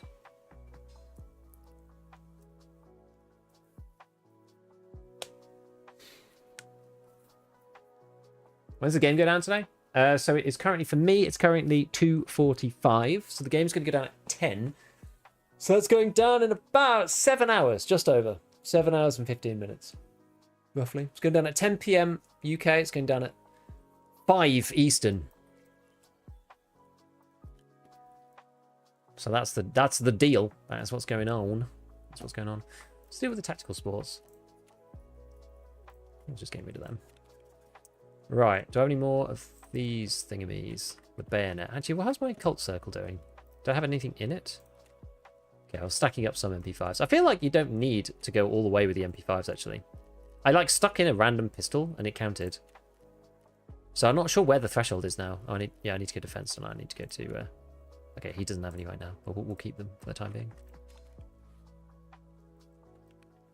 Right, so we need to sort out this stash. So let's do that next. So the deal with this then is if you go to rigs in general, what you can do is you can basically look through them like this. See which ones have got. I guess we're probably using this for storage. I think that's just what's happening here. I don't think I need nails for anything. Oh, the sick maybe. Okay, I just need paracords. I've only got just enough stuff. Okay, well, I'll put these away then.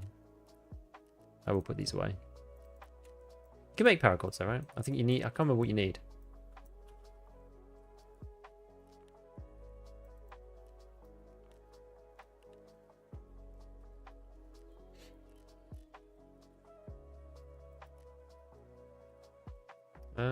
Oh yeah, I need to be on everything, don't I?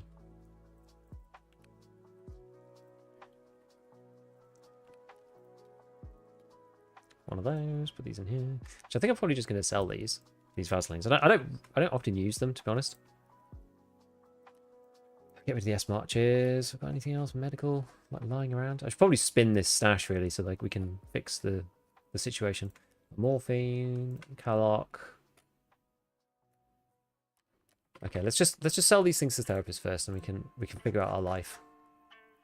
Paracords 3 to 4 hour craft. The blue backpack usually can be bought from the fleet. Well, we don't have the fleet right now, so that's the issue, I suppose. So we should be stacking up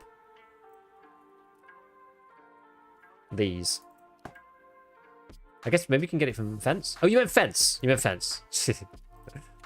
I guess you probably can buy them from Fence from time to time. Oh. I can literally just buy 5 of them. I can't buy all 5 though. I can only buy them one at a time, I think. Gold. No free slot. Oh, let me just move this around.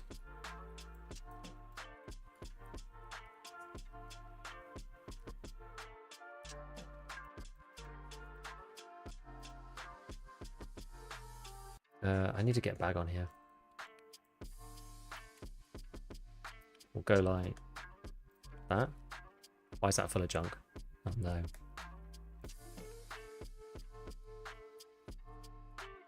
I know why. I had them in these. What I should do is I should buy another one so I can at least like move the stuff over. I think this is what I was doing before. I was just like turning one Kajura into these. There we go. There we go. And now we've got a mechanism to do this. Although actually, interesting. 1, 2, 3, and 4.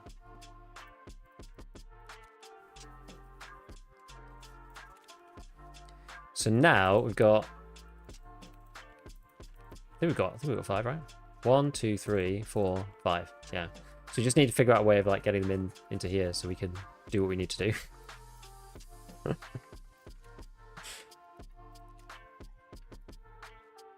What else do we need for it? Because that'd be quite a nice thing to work towards. Oh, I need a bloody cricket lighter. I don't have any. Damn. And then some wires, but that's okay.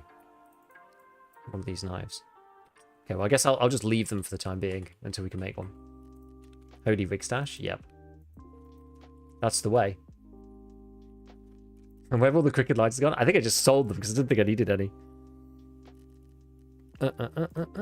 No crickets here.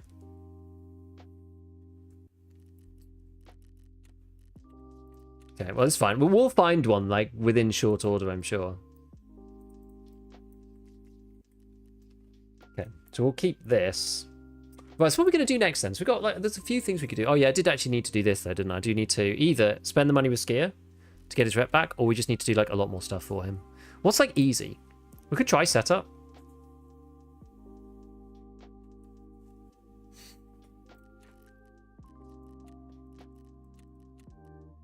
Setup's always like kind of fun, sort of, in a frustrating kind of way. Why 1270 rip? I've never done it with rip. Stir it with a deagle. Can't buy for shit anymore, can you? can only buy like Magnum and Piranha. I think you can make the shed at Workbench 3, I believe. How excited for the event? Depends what it is, honestly. Depends what it is.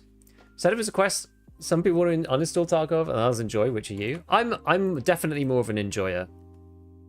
Can you wear GSSH with these now, or do they make it so you can't wear anything again? I can't remember. I think maybe it's just GSSH. I forget. We've been through so many iterations of this. Yeah, it is GSSH. Fine. We'll put the sock over our face. It's that kind of quest. Okay, so we'll try out our ghetto Juk. How many of these can I buy per reset? I can buy 2. Okay, well, I'll probably buy both of them then, and I'll stick this in the other. Wait, where's? Yeah, I can stick this in there now. Yeah, cool. And you can buy. The one thing that really, I don't know why this really tilts me, is you can buy an odd number of side plates.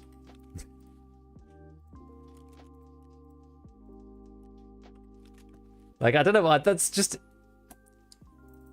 It just annoys me. You know? Just annoys me. Right, so we're going to grab... I don't think I have any shotguns.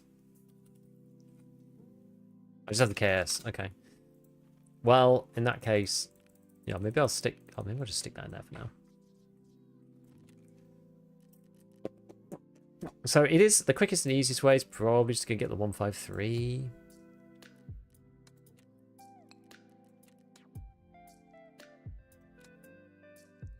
Could go for the Saiga though. I've been enjoying the Saiga more this wipe with the 45 round, with the 40 rounders, with the 10 rounders. I feel like it's actually genuinely quite good. Oh no, I can't do that. You have to have the M153, don't you? Serious question: 153 or 155, both modded. The 155 is better modded. I have Jaeger 4, so maybe I'm better off just modding this and turning it into the super shotgun. It's cheap. It doesn't really, honestly, it hardly matters. It really doesn't matter that much.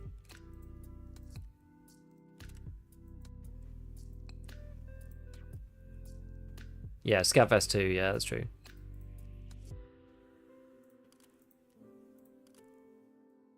This thing doesn't cost very much money, really. Yeah, better do setup as early as possible.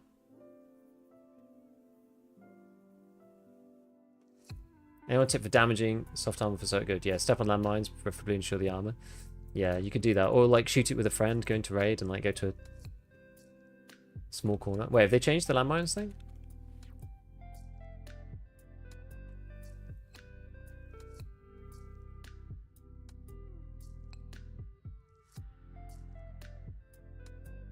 Yeah, 155 doesn't really do much more than 153 to be worth it.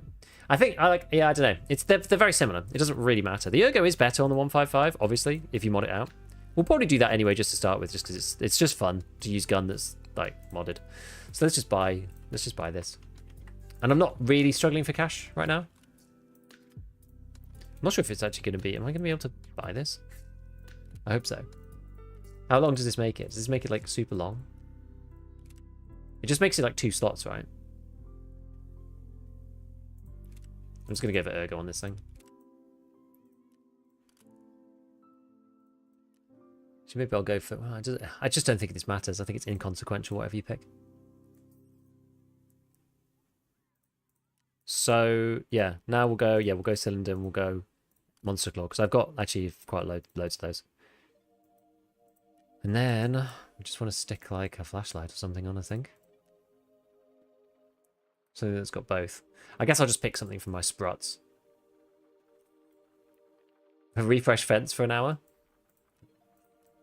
I wonder, is fence 4 a legitimate strategy for getting so good done? So it's only 30k for all the bits. It's really, really cheap. Even in the hardcore wipe. Like, it hardly costs anything. 30k on top of the MP155 cost, which is 41k.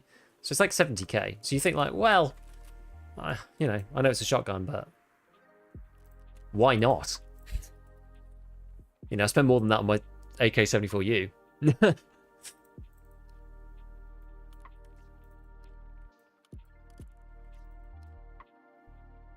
Cool. Are you still doing setup? I haven't started. I haven't tried. I haven't tried it this way.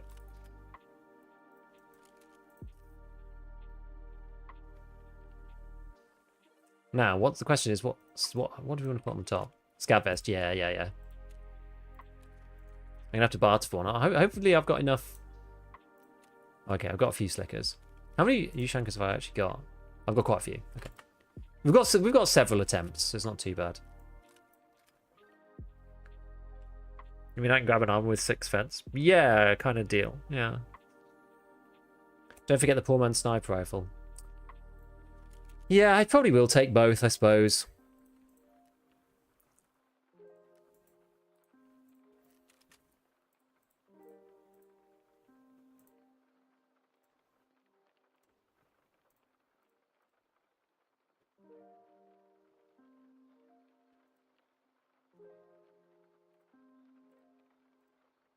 I wonder what the best thing to do is here.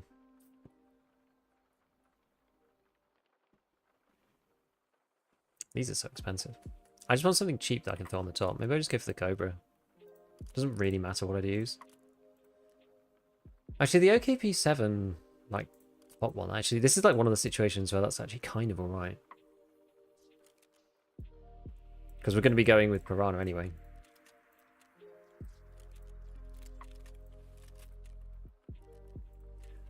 I'm done setup. You don't have any other missions on customs. So it's pretty good. Like the sight vision's pretty good. Like if you're playing with some kind of buckshot, then anything that's pellet based, then it doesn't really matter. Where are you, Piranha? There you are. Fill my stash with shells. Now, one reason why I like going with Piranha for a quest like this is that basically you kill scavs like instantly, which is amazing. Going for like weird leg meta stuff, it can cause problems just because, you know, you're like, oh, I like have to hit them in the leg, and then I don't want to shoot the scav, and it's Magnum, and like shooting the scavs with Magnum's kind of annoying, and it's just painful.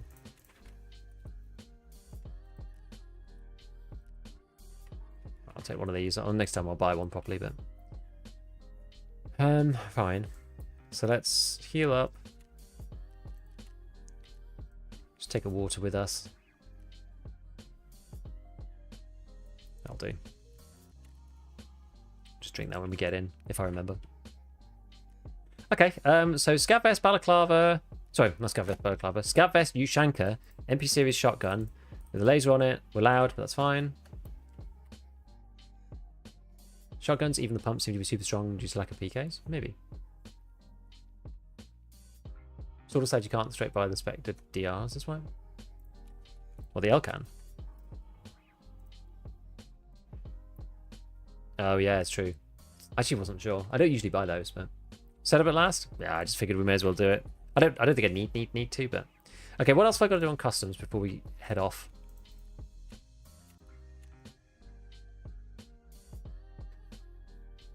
So I've got Punish Part 3, which is Scavs with 74U. Small part of me is tempted to take a 74U just with like some crap ammo. Break the deal, provide viewership. Rite of passage. So I don't have a way to get cameras. So the doing setup is going to give me a way to get cameras, because I think you get Informed Means Armed after this, and that allows you then to buy cameras from Mechanic, because at the moment I have to trade them for electronic components, which I don't have that many of. So that's kind of the issue. Maybe I'll just take a little baby AK with me. I was going to take the other gun, but I'll just take a baby AK, I think.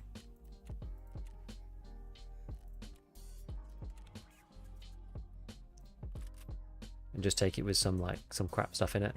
I'll just take like 2 magazines like this, and just put, I don't know, PS in it or something, because that will kill scavs, no problem. And we can get up right up to them and just kill them that way. So we could complete both quests at the same time. Right, let's give it a try.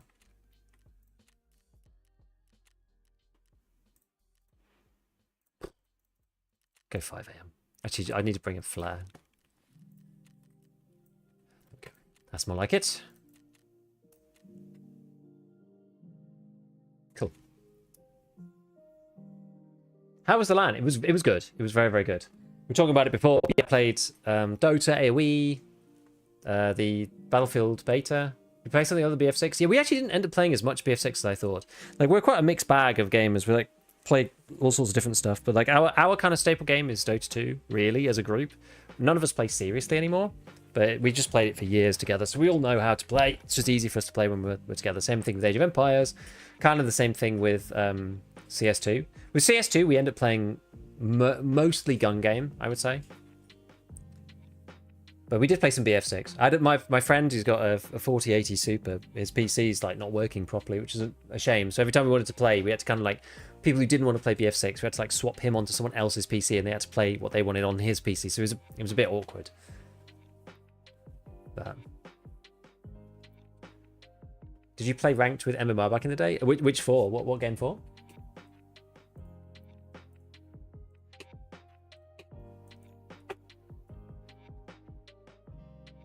Like the utilized special slots. My thoughts about the Nikita tweets? Not too much as of yet. I'm monitoring and seeing. I think there's more. I don't know. I want to put something together about like the interview that you did. I think they're obviously thinking about like what basically the long and the short of it is they're obviously thinking about what to put into 1.0.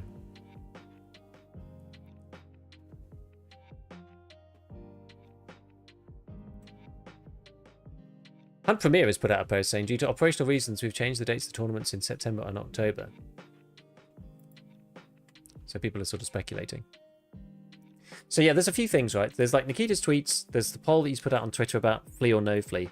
There's the surveys that they've had in game, and then there's there's an interview as well. Like none of them necessarily have like that much info in together, but I think you can sort of build a picture up. Oh, Dota 2. Yeah, the thing with Dota 2 is I did seriously try at one point to rank up solo queue, but I started playing Dota 2 after I was already working, and so it wasn't like the other games that I played, like I had a ton of hours in, was like university or before that. Whereas when I was actually working, I was like quite stuck for time. So I did really try seriously to play and rank up. I'm like pretty certain I could have easily gone through 3k, no problem. But the problem is that rather than spend my time doing solo queue, the small amount of free time I had, we just used to 5-stack unranked. So I don't really know where I'd have gotten to, and it just takes too long to level up through the queue, right? Even if you have a 70% win rate, you need like 100 games to go up. You know, I can't remember 500 MMR or something stupid like that. So I never had the time to actually like put in the practice and get to the higher MMRs. I went from I think when I first ranked in like years, like as we started, and after like a year or something, at like 2000, and I went from 2000 to like 20, I think at 2850 or 2900. Was the best that I did, but I literally had like 65 to 70% win rate. I can even show you. Actually. Remind me after this, I'll show you. And even then, it took forever. It literally took forever. Have you played Ready or Not? I haven't actually.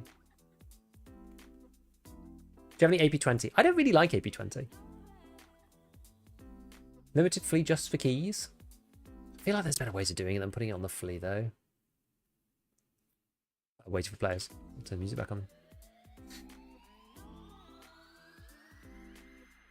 Do you play public? We just played public, yeah, for the most part on BF6. With Dota, we ended up playing mostly private matches between us because we had 9 people and one person who couldn't be there, who was just like logging in from outside the LAN. So we had like 10-player lobbies for Dota 2, which is perfect, right? It's 5v5, so it's great. How do some players get 2 of their pockets to be Y2? There is a quest, but it's the Unheard edition. It's one of the Unheard edition bonuses. If you pay for the unhinged edition of the game. Yes, the extra spawn points for keys was good. I will admit. Got to give credit where it's due. Okay. So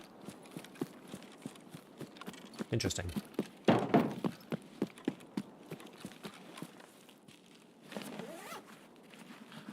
Maybe we'll just like loot some stuff and see what happens.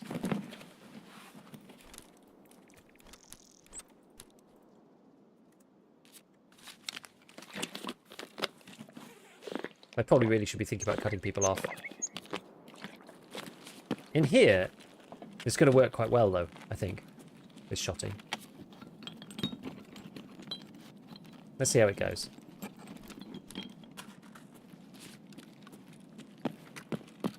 We'll take the toolboxes just in case there's any electric motors. Don't think I need nails.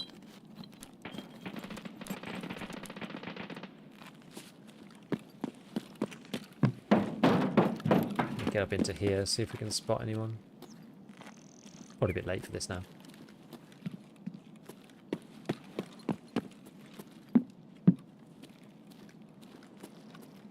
People are always passing through this section.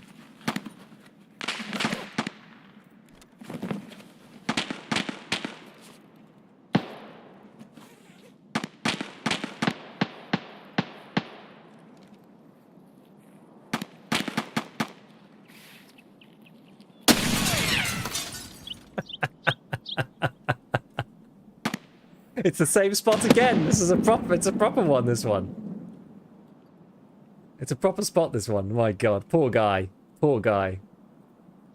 Oh, that was part of the suitcase party? Yes, I've got enough, though. Funny. My boomstick.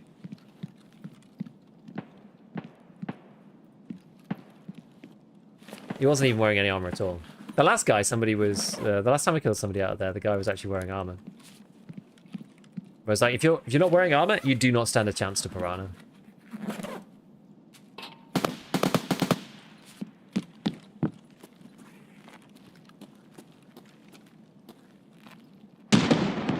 Interesting.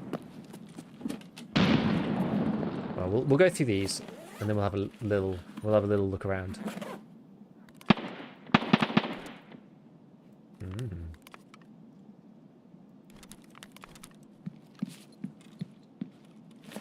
A Gigabee classic angle. This site, this is the horrible, awful, vilified OKP7, but it actually works on a shotgun. For me, it's like the MP155 equivalent of the...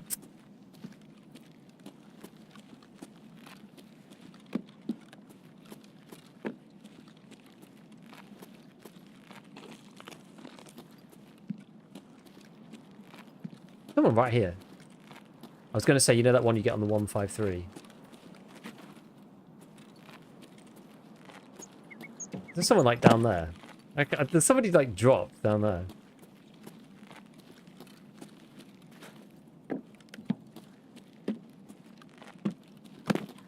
Unless they're in here or something?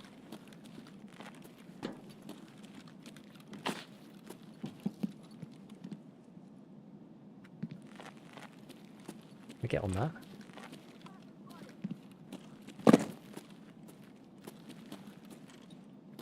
What's that one? Aspid? Okay.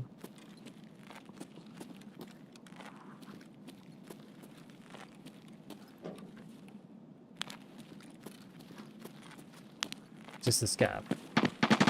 Just the scab, right? Yeah. This is scabby. Okay, fine.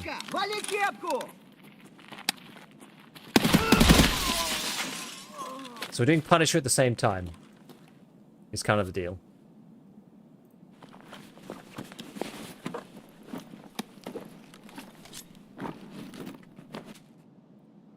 Unload that. Reload that. Load that in there. Big.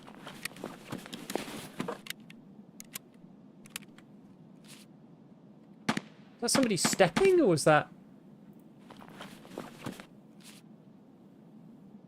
a shot? I'm not actually sure.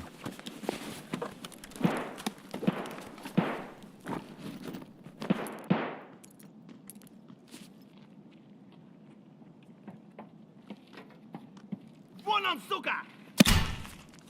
Ах ты ебанула! Ow.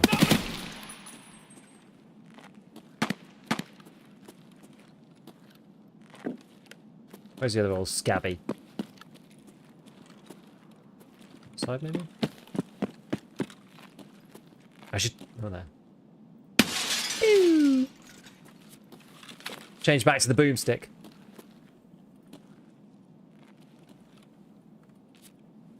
Yeah, there's someone around somewhere. I swear. I swear there is. Yeah, someone did jump. It's definite. But these guys aren't, like, running to them or anything, so I don't really know what's going on.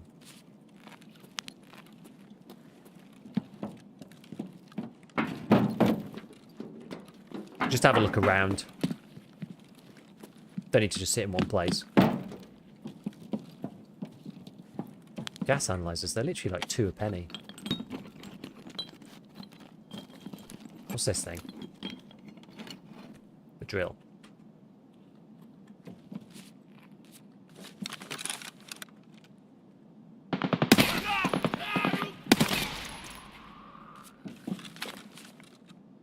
I don't think I need the hand drill. I think I've got 2 already. I don't think I need plexiglass either. Okay. Well, I don't really mind. As long as we're getting progress on both quests, and I'm not really that fussed.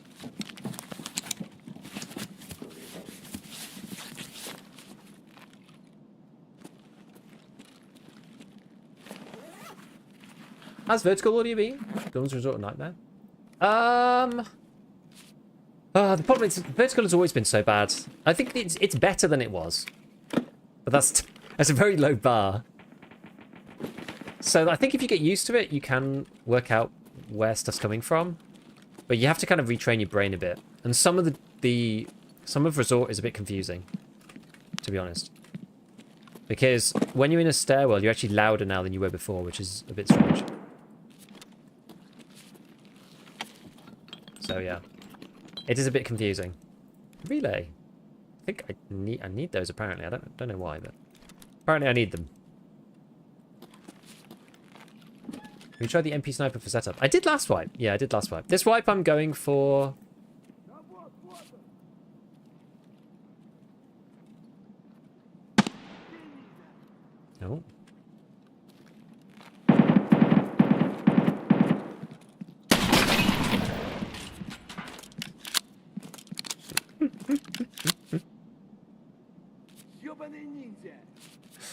Oh. Neither of us heard each other. The audio is great in this game. He must have been pretty sneaky.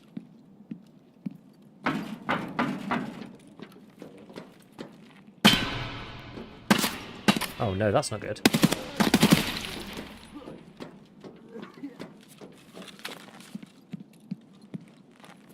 Sneaky PMC.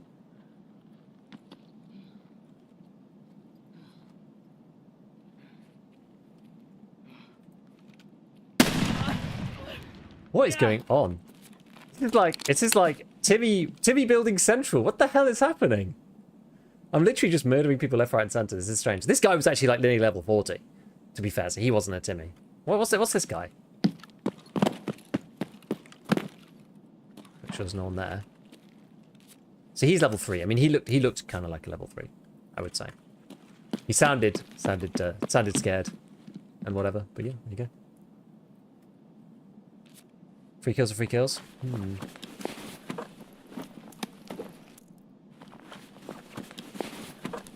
Maybe I'll take this dog tag actually. I don't need the other one.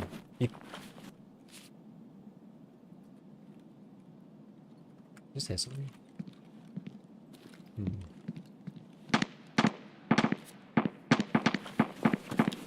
This guy's running like real budget though. This dude's in trouble. I will say. Dude's in trouble. How many hours do you have on the game? Nearly 10,000 now. Well, 9. I'd say nearly. It's like 600 off. That's a lot more. That's a lot more game time. 9,400. But this is because most of my I spend most of my time making YouTube videos, right? So most of the time I'm like in the game. I'm in game. I'm not necessarily playing. Menu time counts in Tarkov, so it's a little misleading. I would say I probably have spent half that actually in game, roughly. They want you to finish setup? Exactly, it's paid actors. Exactly. Alright, so... Well, I'm going to use a little bit more water just so we get more metabolism, because this should skill us up a little bit. There you go. Do it after the 5-minute grace period. Very nice. Now what do we want to do? So, I still need to kill local scavs. Actually, before I heard that guy move, I was going to try and set these up at least. So we had setup on there and punish about 3 on there. So setup, we've got 3 out of 8, and this one we need another 20, but it's alright. And then we can craft PP. Not like probably will need to, but it's nice to do. Do you like this wipe? In parts, I like the fact that they tried. I'm definitely not opposed to them trying. To be honest with you, like I think that's fine that they've given it a go. There's someone there, was it? I think that's totally okay that they're giving it a try. I think that certain things could have been implemented better for sure. But overall, overall, I'm enjoying myself. But I can see why the broader player base would not enjoy it, right? Like, it takes a certain special sadistic kind of person to want to do a hardcore playthrough in the first place, which is what I was doing before this wipe even kicked off.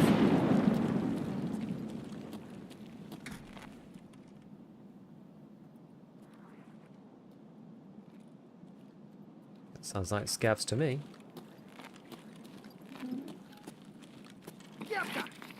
It's scavs.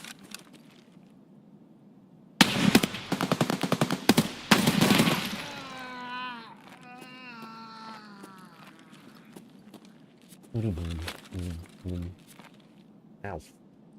Hit my hand. Like, a hot take, I actually kind of think that the meds not in the pouch thing is actually kind of good, and the ammo not in the pouch thing. You know? I don't know. Like, I feel like it's not necessarily the worst thing.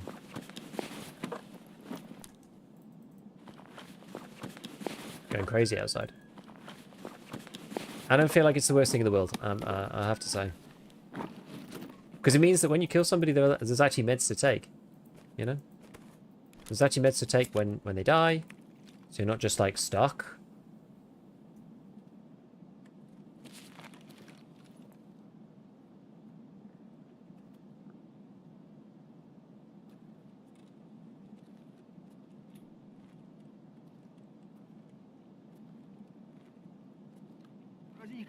No, it's another scav.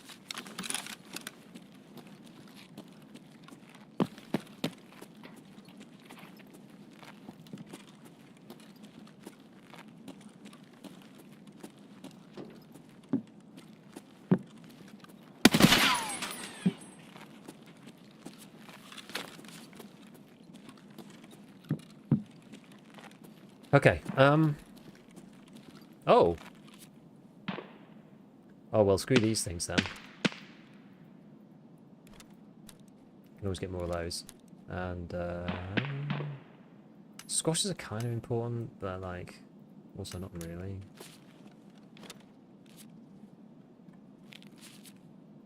Got anything that's kind of rubbish, like, actually rubbish? Probably the Duke of You, I don't need that. It's the water too, I should probably just drink it. Read Wilson. Think about Wilson's are really useful to be able to. Actually, I'd probably just eat this one.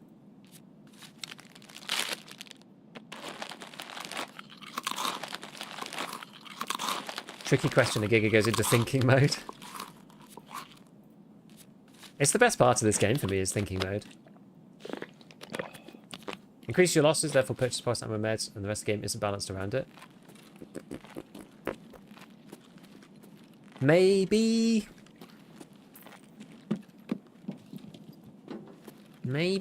I don't know. Like, I think it's kind of sucks that you can. I mean, maybe put meds in there. How about this? No painkillers, but you're allowed to put like actual meds. But even then, like, it is annoying when you kill someone they've got no meds. I feel like the ammo thing. So there's grades of where I sort of stand on it, right? The ammo thing, I'm probably the firmest on. So there's a GIF playing in the corner of my eye, and it's really annoying. The ammo thing, I'm probably the firmest on.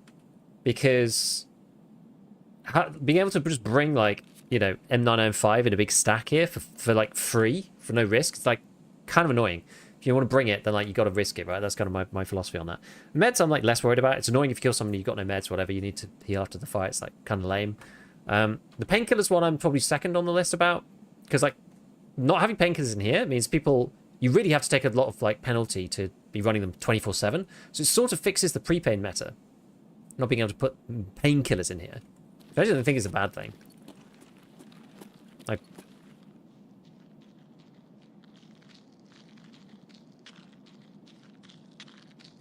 pretty sure that's scav movement. It is indeed scav movement.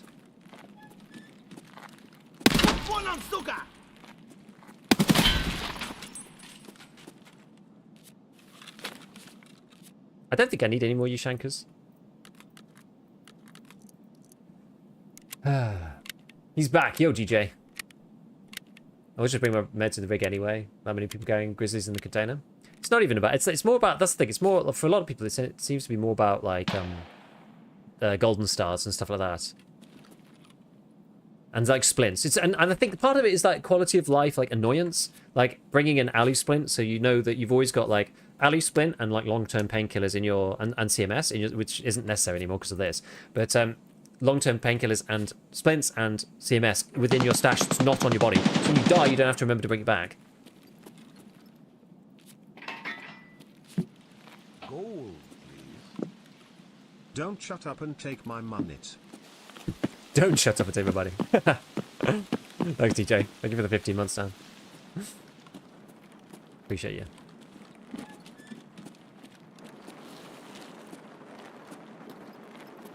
Alex Green.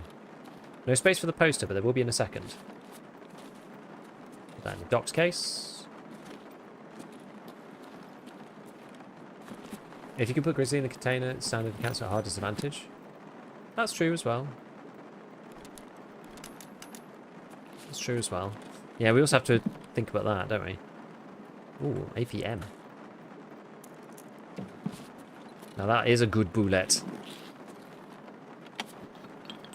I prefer the ability to use splints and bandages in Secure. So I kind of don't mind about that so much. That's the thing. I'm not dead set on it in general. What's going on here?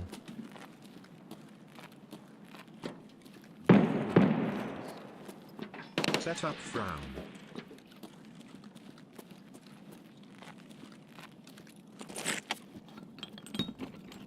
If you've got human stat, I will die.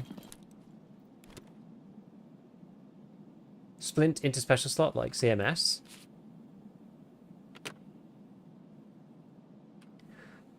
I mean, there was a whole group of people who like really were opposed to the CMS in the special slot, and I'm just kind of like, who cares? Like, it hardly matters. You were never seeing that before on the players' bodies anyway, so who cares? You know. Definitely not a hill I'm dying on. So splint in there for me is sort of a very similar form. I'm not sure if I care. People will care, but I don't think I care really. I'm shooting Piranha. I feel like no meds in container is a good thing to keep. Post-hardcore, but needs to change the price of the items. The lower grade meds need to be way cheaper. Like a full med loadout of the cheapest possible med in each category. Cheese, bandage, tourniquet, and splint. That can't be 50k. I'm sorry, it just can't be 50k. So, that's the issue, right?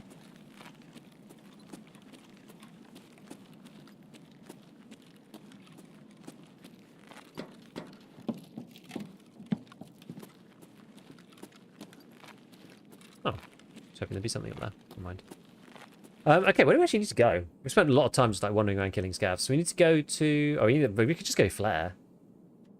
Otherwise I have to go around the whole map. Which I could do. We could go around the whole map. How many more kills do we need? A lot. Go around looking for scavs. I mean, I'm kind of full. We can always just reset the rate. Like, it's not required that we keep going.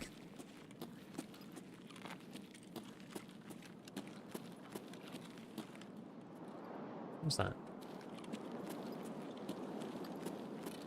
I wonder actually if I want to go this way. You know, maybe I'm going to maybe I'll come back through here. actually. They're going to come back through here. I'm going to path myself out of this building this way. Get to spend a little bit more time inside, which I think is probably better for this shotgun. I maybe disagree. We need to make meds cheap. Just loot them.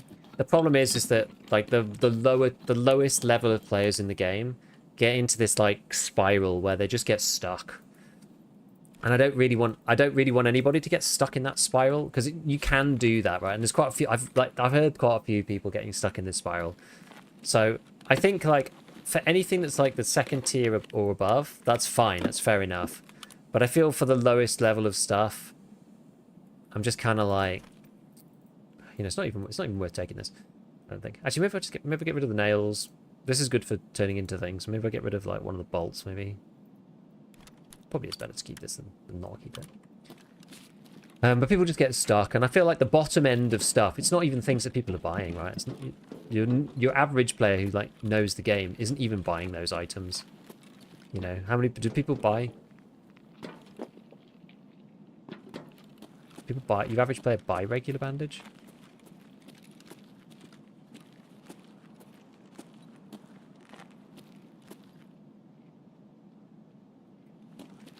It sounds like a scav to me.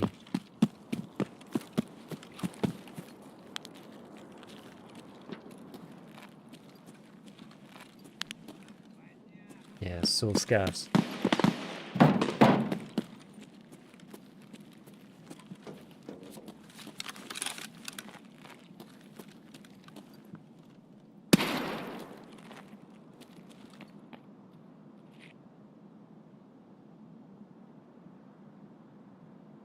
Any others?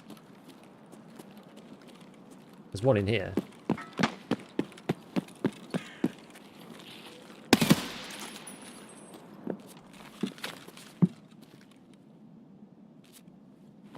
You have company key? I do, but I don't have it with me.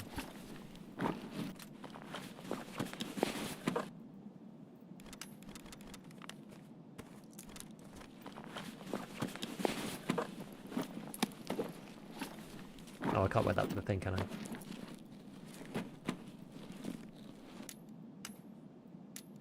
Fantastic. Very nice.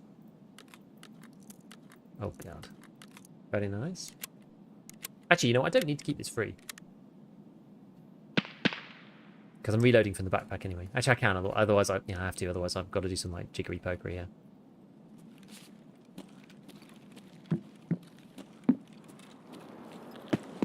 Anyway, I thought we'd just take the 2 extra kills while we're here.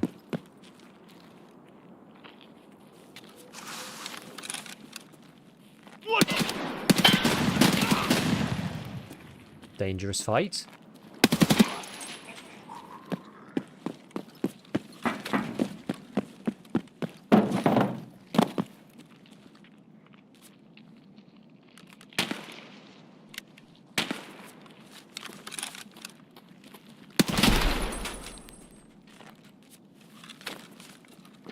All right.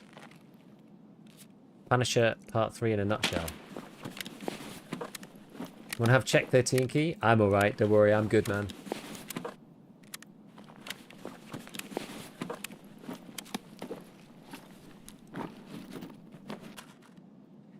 Install this. We got pack PS! And a lovely Iskra. We'll eat that. Probably is time to go now, because otherwise I'm going to run out of. I'm just going to run out of bullets.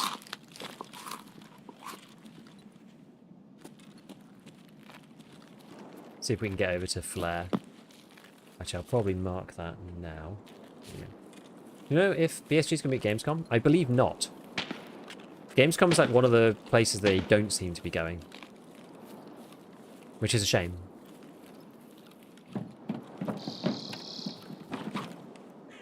I would kind of considered going if they were going, but it doesn't look like they are.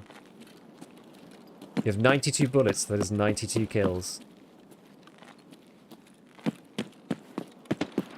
Wonderful.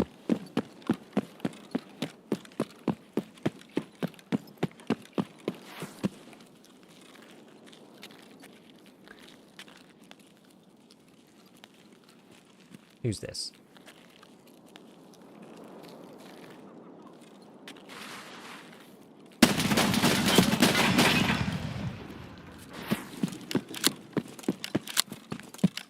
He's a player.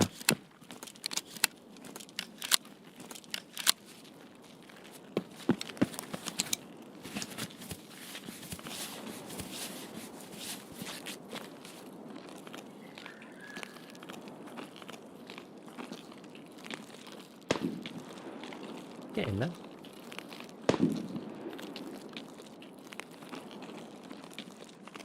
How long are you streaming? About another...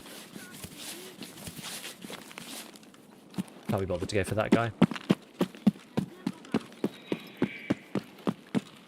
О, кепка ебаная! Ебашу ну кипарика!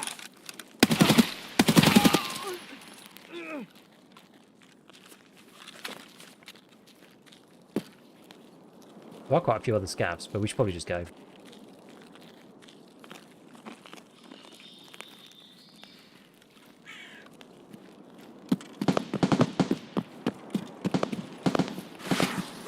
Oh yeah, so I should be on for basically another hour, maybe a little longer.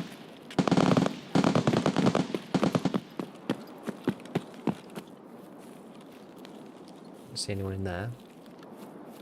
Only 9 use on the serve kit? Yep. I'm close to Theta. What would your recommendation be for the last quest? Вон он! Хуйло, вот хуйло! Конец тебе! There's another one in there.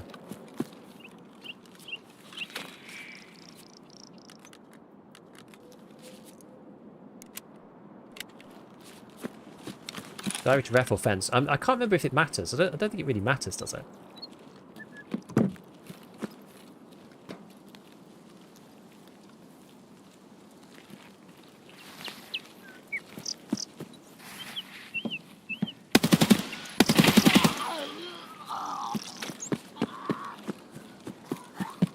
As far as I recall. I need to go back and check. It's been a long time since I've done it. I haven't actually done Theta this wipe. That's probably something I should go and do next. What I was going to do, though, is I was trying to wait until I had Punisher locked down a bit more. Because you end up on Punisher 5 where you have to use the Packer and kill players. So I was waiting until I had that before I went to do it. Because I've got kill players with the Packer now for Theta. And I don't want to have to do that twice if I can help it. It's kind of the deal.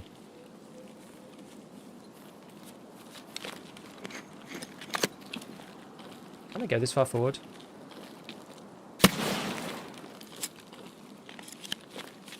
I think so.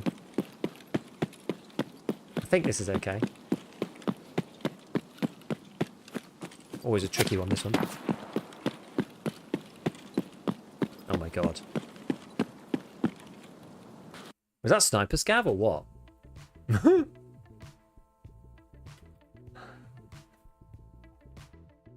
Was that sniper scav? I just pack a quest for ref and stirrup at the same time. I never bother with stirrup because it doesn't lead to anything. So I don't usually do it. Well, that was a pretty good raid. We had a ton of people and we had this guy at the end. So that was not bad. Daily reminder, bad lever exists for M4s. Yeah, yeah. Where'd you buy it from this wipe? Can you get it? I actually haven't looked. Bad lever is so good. So good. Nice raid, eh? 4 kills, first one on setup. I genuinely don't mind setup. I really, really don't. I think if you combine it with other stuff so that it's not just a painful task, then it's often better. Like if you're just trying to force it and just like go to dorms and stuff, like I find that you often it ends up just being way, way, way worse than doing it any other way. Is my personal feeling about it. It's just how I've like experienced it over time. So I did get quite lucky with the... Oh yeah, you can't do that at the same time, can you? Yeah, I did get quite lucky with the number of people who didn't really seem to know what they were doing. But you know, you kind of just got to know where to go. I mean, that area is like pretty good for just finding people who are clueless. Because it's a big scav area, right? And it's a big kind of like tools area. So people are going there because they need stuff. So if you just want to farm people who need things, I know it's a bit mean, but welcome to Tarkov, okay? And the V-pick. What's this start form? Swordins. Is that Swordins any better?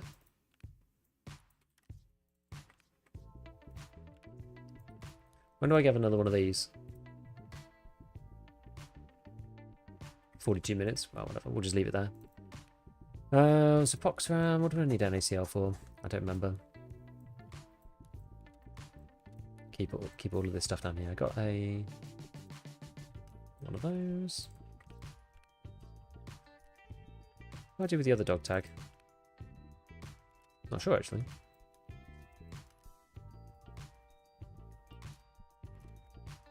I'm trying to pick up only stuff that's on my wish list. Oh, there it is.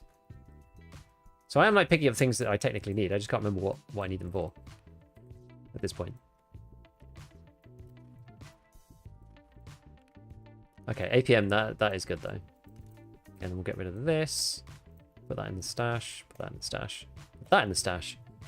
Take this, and then I'll sell these few bits now. I will do skier. What do we got? Oh yeah, the eliminate scavs one. Cool. I'll grab that in a minute. So Ragman buys the posters. What plates are inside the Juk? So this thing is my new beauty. This is the class 5 Granite 4 ballistic front plate you can buy from Prapor 4 if you complete Energy Crisis. 2 class 5 side plates and a class 3 back plate that it came with. I could just buy a class 4 plate. I probably should. Honestly. I probably should. How come with so many hours you haven't decided to upgrade editions? Because I did not like the Unheard edition. And there's just never come a point where I've thought I'm okay with it, therefore I will buy it. Also, in some ways, it is kind of better. I know that, you know, Mobiji is saying on Twitch, like, for us poor people to still be able to relate. But there's an element of truth in that, right? Like, when you start the game with a Lucky Scav junk box, with an ammo case, with the cultist circle already built, with, you know, and you already have enough advantage on EOD. You know, just like puts you even further ahead. It's like, you know, I have to go and buy the Scav junk box, you know, like it kind of puts me in situations that, like, EOD gets you stuff, but nothing really that important. Like, you have some slightly better starting gear, but nothing very important. You still have to grind the Scav junk box like everyone else. You still have to build the hideout like everyone else, except for the stash. So it's just like a money, it's like mainly a money thing. It's not like, there's nothing that you have to do that's particularly hard to do the stash, other than maybe finding a hand drill. You don't have to do it. It's nothing hard. It's just really grindy.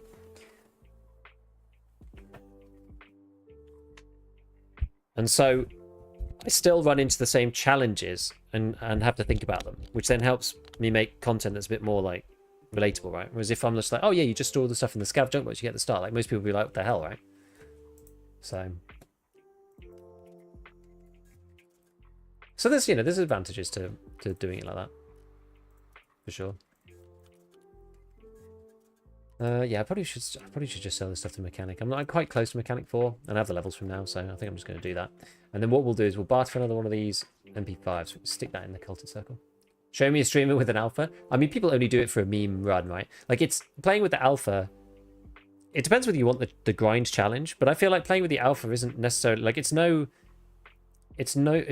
any more interesting than playing with the gamma container. That's the problem, right? It's not more interesting to do it. It's just more grindy. And lots of us bought EOD ages ago as well. I played through 2.5 wipes with Alpha Container. And then on the third wipe, I was like... Actually, it was probably my 4th wipe, because the first wipe I played, I didn't have a clue what was going on. I didn't really progress. The second wipe, I went through, did what you're supposed to do, got Punisher done for the first time, you know, all of this kind of stuff. So I did Punisher twice. And then the third time I did Punisher, so probably my 4th wipe, I was just like, I feel like I've done that now. I don't feel like I need to do the thing to get the container. Like, I've done that piece of progression. It's now not that interesting. So I'm happy to have the gamma now because I've done it, right? It's like, it's a bit like, you know, there's like 10 levels or whatever, and you've played level 1 to 3 like 15,000 times. So you're like, fine, I'll upgrade so I start at level 3 every time now, because like 3 to 10 is interesting. What about getting Theta? Theta, I'm like, Theta I will do. And Theta I will do. I did Theta last wipe. I think Theta, you know, honestly, I think it's quite good. I genuinely think it's good. It's seriously, it's easier to get than the Epsilon container these days. It seriously is easier. If you don't have Arena, then obviously there's a bit of a like, you know, you have to get the things done in 3 days because you get this like trial access, right? But technically anyone can get Theta. Technically. Like obviously if you haven't played Arena, it makes Arena a bit harder to play because you've not played it. So when you're having your 3-day trial, you're like kind of learning the game, and by the time you get to grips with it, the trial's probably run out, depending on how much time you have. But I've still got to do this, so I've got to do this one. I haven't done many of Ref's in-game tasks. I've done all the ones in Arena, but I haven't done any of his in-game tasks. I've got to do all the balancing stuff before I can get to Theta. But like I just haven't been focusing on it yet, because you've got to do 2 pack of kills, and I figure, well, if I do Punisher, then I'm going to be doing pack of kills anyway, so I'll just double them up. I used to be an EOD hater, but then Unheard came out and I bought EOD. How did you buy EOD? Because EOD was already not on sale when Unheard came out. And, wait, was there a period of time when they were both out at the same time? There wasn't, right? I don't think that's true. Did you buy it from someone else? I'm worried about my sweet Kappa. That's hard, this wipe. Not that I do Kappa, right? But like it's hard, this wipe. I can see it. You can see it on the streets. There's blood in the streets about Kappa. It's hard for people, you know. There's very specific requirements that there's no way of getting the items for. Like the AK-12 is the one that like most people are struggling with. You know, I keep an eye out obviously on what everyone's saying. So the AK-12 people are finding really hard because there's the suppressor. I think it's like the AK-12 itself is on a really annoying barter, which is, oh, you could just buy it. Okay, you can just buy it. Fine. People were having to do this barter before, I think. And then the suppressor, this is on an annoying barter. This is like 2 D cleaners. You can get 2 of them. And then the Valde, I think this one, this is an arena one, I think. Wait. Oh, you can't even buy it, can you? I thought it was a GP coins thing. Maybe you can't get it at all.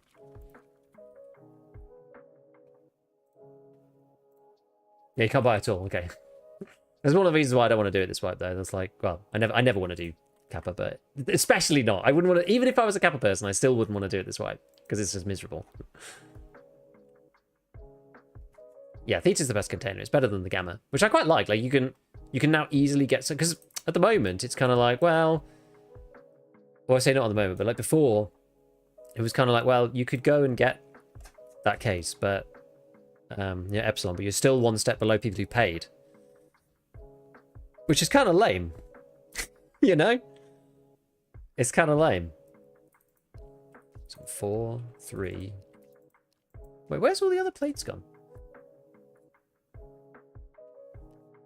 We must be on a trader resale or something. Ah, we are. Yeah. Okay. Well, this is fine. Maybe I'll use...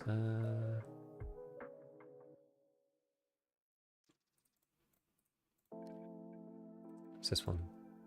Monoclete level 3? Yeah, I don't know. No, maybe I will just buy one from... There we go. That's better. I was like, what the hell's happening here? 1.6. Yeah, we'll probably buy this one. Backplates don't get damaged that much. So having ceramic in the back is actually not really that big of a deal. I think you can get it. Oh, yeah, that was it. Yes. It's on one of these.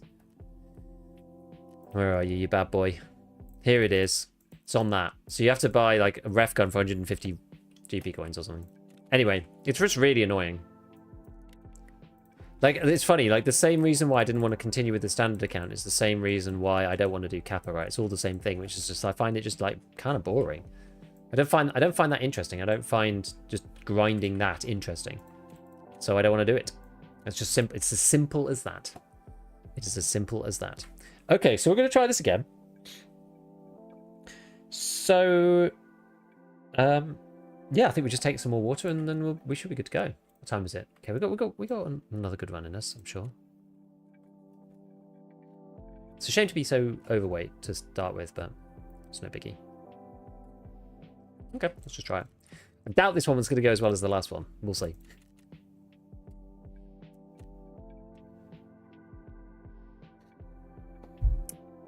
I think, though, the fact that like it is possible is good, and the fact that they made Theta easier is good.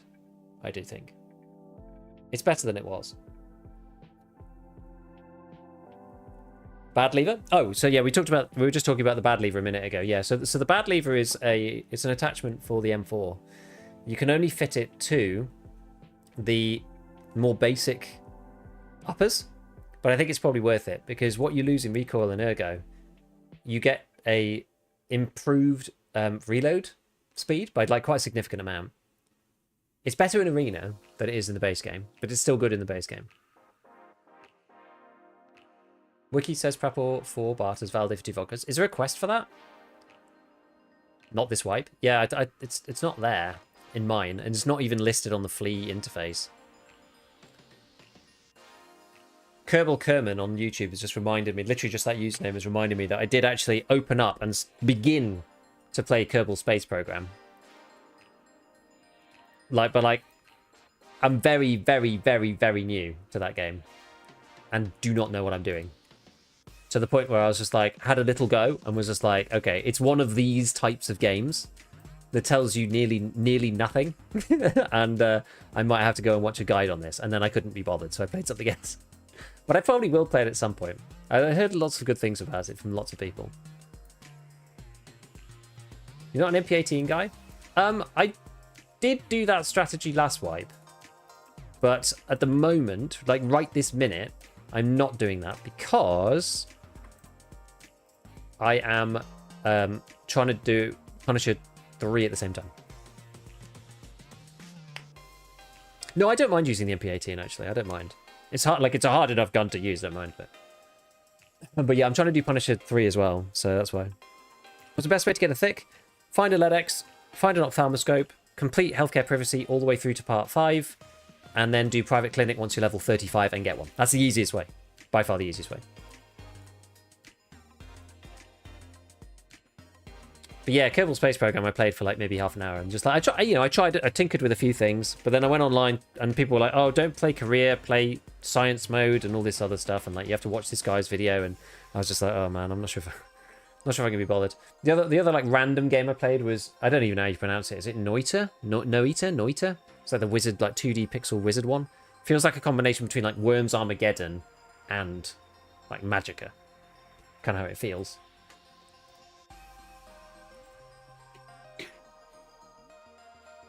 I haven't like got into that either particularly, but I've like dabbled with it.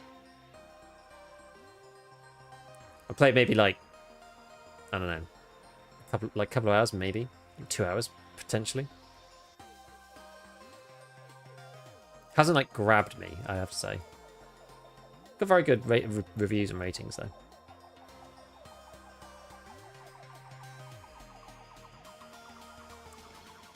I kind of dabbled with those in the downtime at the LAN. Now it's so funny how Age of Empires 2 just kind of keeps coming back and back and back.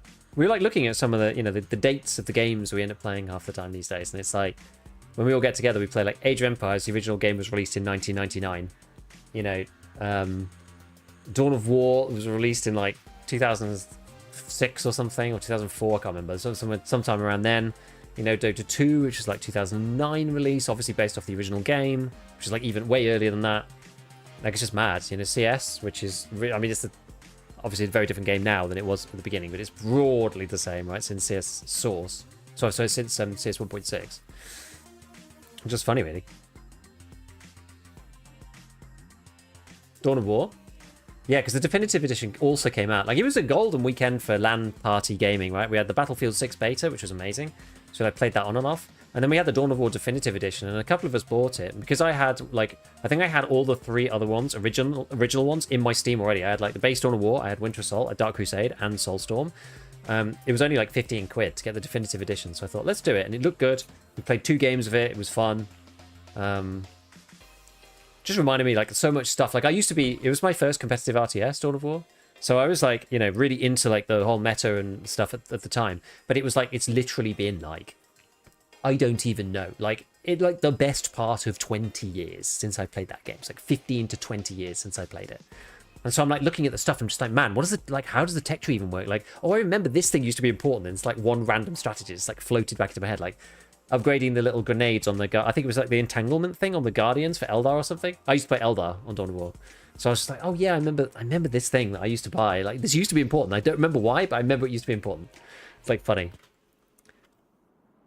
Dawn of War was such a good game. The whole RTS genre got ruined when they got rid of bases, though. Like, it's so sad. Right, we're going to try and get into the buildings to kill some players for setup. I don't want to go to Dawn. Storms is just too sweaty. Dawn One Company Heroes?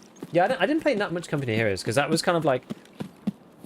I don't know. I just didn't. And then they turned Dawn of War like into Company of Heroes, which I think was actually kind of a shame, because Company of Heroes was like good and fine on its own. But I don't think Dawn of War needed to also be it. If you know what I mean. Like, it was based like... Dawn of War 2 is just like a reskin of Company of Heroes. Is that a player? No, it's just a pipe.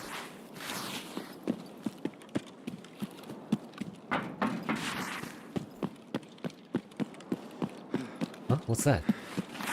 Just a pipe.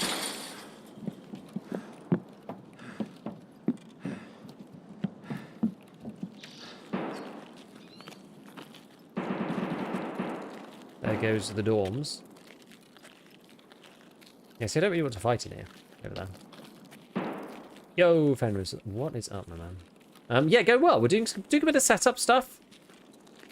We completed... Today we've done some quite strategic ones, actually. We did...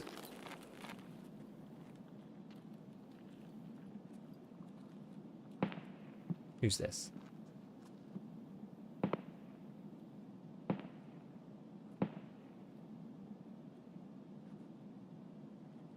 Scav? Player?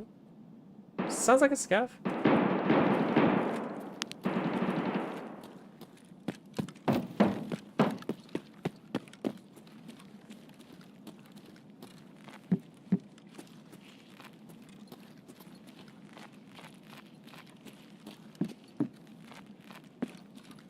Here's a scav.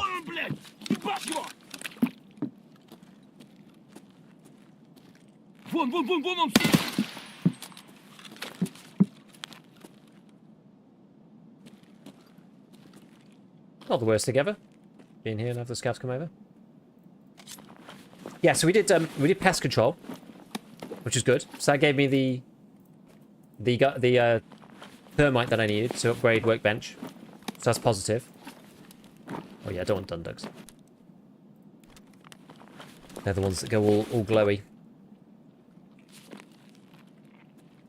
Пацаны, да сладкие они, не ссыте.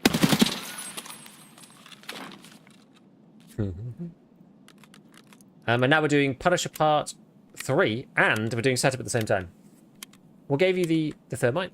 It's a quest called... It's a quest called Pest Control. It's the one on Reserve that's really annoying.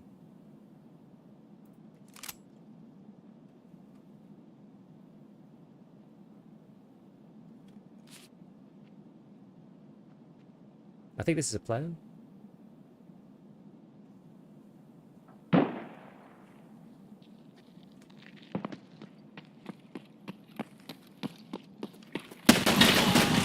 It's not a player.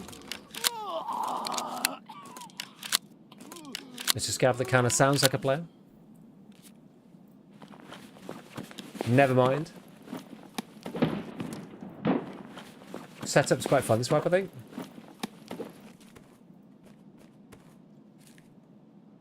That's what I'm saying. Setup's alright. Setup's not too bad.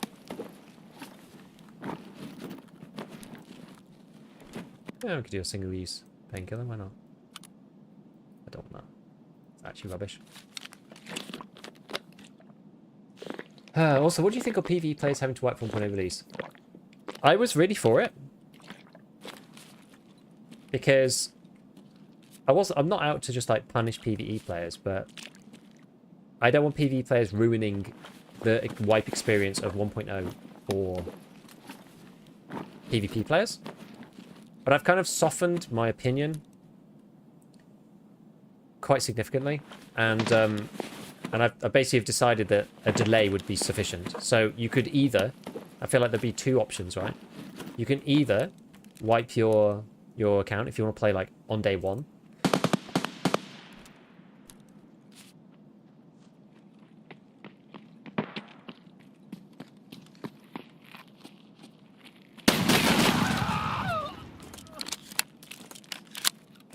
that scav? Must be right. Wellies. Yeah. So that's the thing. I feel like you should have the option.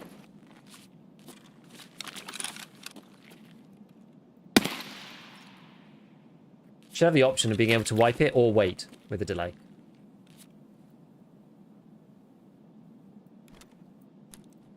That's my opinion now. I was like all for just being like, yeah, screw it, you have to wipe. But I feel like the more nuanced take of being like, actually, you could wait like, I don't even know. Depends on how long BS you think it's going to take to get through that content. A month? 2 months? I don't know. But I don't think you should be able to just get in there straight away, like, you know, day one, like, all the stuff's getting unlocked. You know, oh, someone's on PvE's finished the story already. Like, I don't think that's going to be in the spirit of the game. Personally. Well, how many more do we need for this?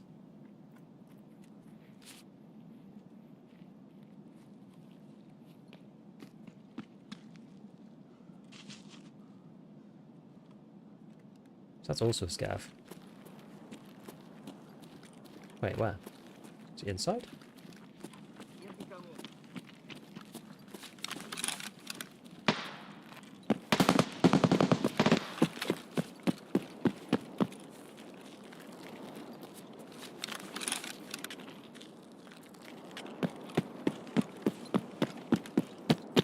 Вон он, сука!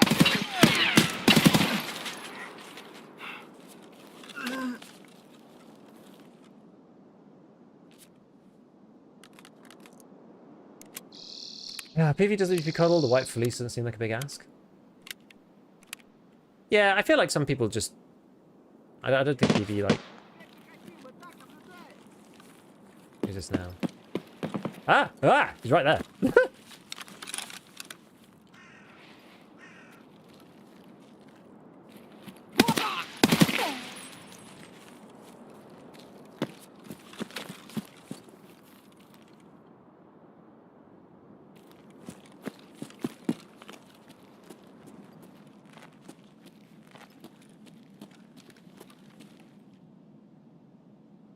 Many scavs.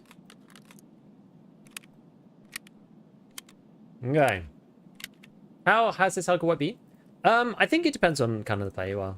I think it's fine, honestly, for experience and like players who like the hardcore wipe and looking for stuff. But it has been, certainly has had its challenges, that's for sure.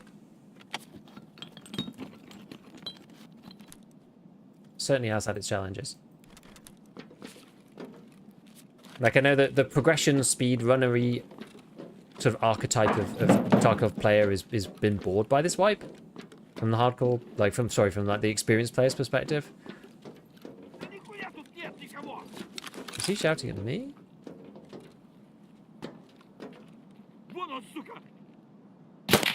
Oh, he can see me. Oh, it's because he's laying down.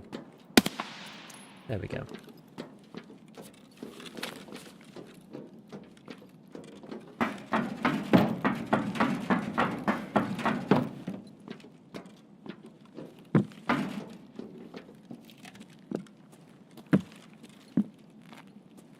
I don't know if he was shouting at me or not. I think he must have been.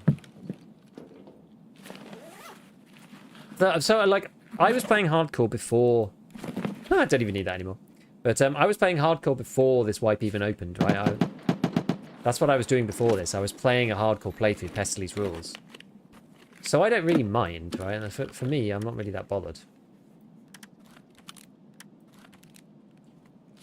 And I quite like, you know, challenge. And I like this wipe kind of being different. I find it interesting that it's different, like solving these new challenges. But, you know, I'll be the first to admit that it's been a challenge for a lot of players. And that's certainly had an impact on, you know, the player base, like how the players interact with the game. How that then impacts on people playing, like me. You know, it's not... The effects are not, like, that easy, right? Like, this game's very... It's very like, you know, well, the player base is doing this, therefore I do this, and therefore other people's behavior changes in this way, and that way, and the other ways. It's complicated. This game's tricky.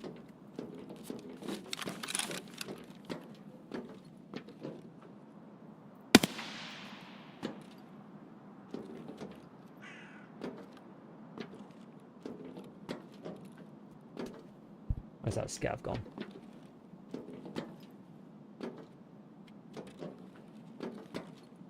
Can't even see him.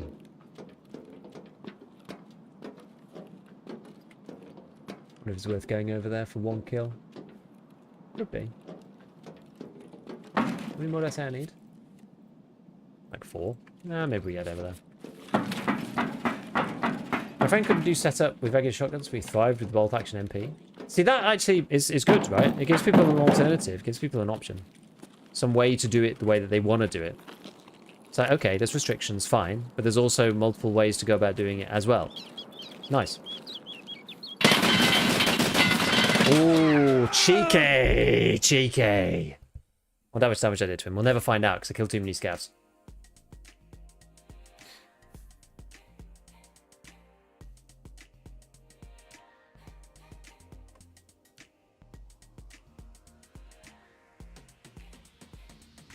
Head eyes. What did he kill me with? Oh, Uzi. Oh, level 23 unheard 400 hours. Ew. Actually, this guy kind of looks legit, though.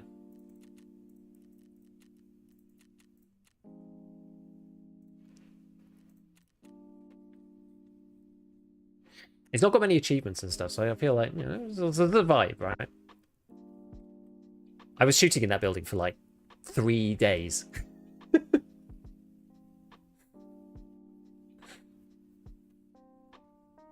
So, I don't know. Do you think they ever put data... Do you think they ever put a much... Do you think that they... Okay, I can't read what you're saying. Let me just ignore that bit. The rate that how much damage you did to each individual, they actually have the data, they just need to translate it to a readable screen. Which is like 1 to 4 days for max. I mean, they have said, they said ages ago that they were going to improve the end screen. They said that ages ago, but they just didn't do it.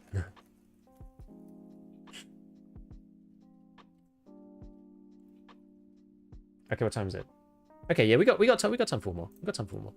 That one was actually ended up being quite short. We'll try the 155. I like the 155 when you mod it all out with all the stuff.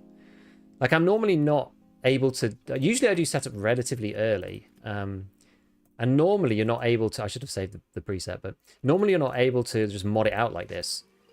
Because you need Jaeger 3, if I remember correctly, to get the top rail. And without that, you can't actually you can't build the gun without this. And this thing exclusively is Jaeger 3. Like, there's no other way to get it, really. Which is a pain. Oh yeah, there's this little bit, isn't there? That bit as well. Okay. Okay. And then we go... Yeah, we're going to go AKP7. I actually I really didn't mind this. I was like 50-50 as to whether this was going to be good or not. But I actually think it's alright. For, as I said, for a buckshotty type gun. I don't mind. Phew! Okay, so we got to get ourselves another one of these. Kapow. Put that on. Put on the Ushank. One of these little ballaks. Right. What did I do with this? Oh yeah, I had a class 3 in here. I was going to go and buy myself one of these Spartan Elafroses. Put that in there, put that in there. Then we need a scav vest. We've got one already to hand. Look at us go. How's the home reno stuff going? It's coming. It's coming. We're getting there. We are getting there. My office room is currently stripped out completely. It's, we're getting, you know, the orientation of the stuff. The issue is that we're getting, basically we're getting like a new floor, which means everything's had to be moved. So it's just taking an eternity. I'm expecting, well, best case, it'll be done in like a month and a bit. I don't think it's going to be done there. It's just not. I think, like, I will be happy if it's done in 2 months, at the end of October. That's what I'm hoping for. Hoping it'll be done end of October.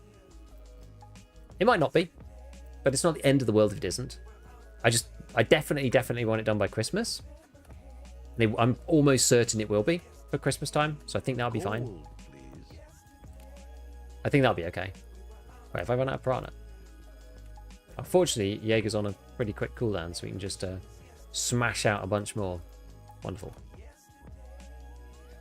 Okay, let's see if we can grab one of these in a way that's not, like, totally chaotic. So I'm kind of using these for storage. What I do need to do is fix this. So let's take that, and that. Okay, and then I can dump that in there, and then we don't have to worry about it too much because these can go in the other slots. Pocket Egg, thank you for the prime. Thank you for the prime.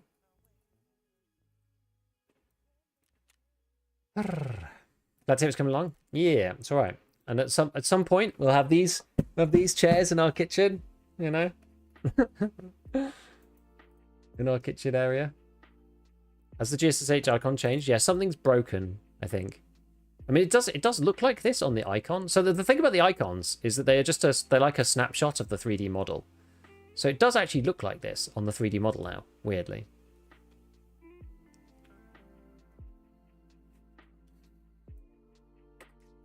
Yeah, so what else we need? We've got heavy, light, is taken care of with this. This, we need splints. I have to go and buy like a normal splint, I think. There we go.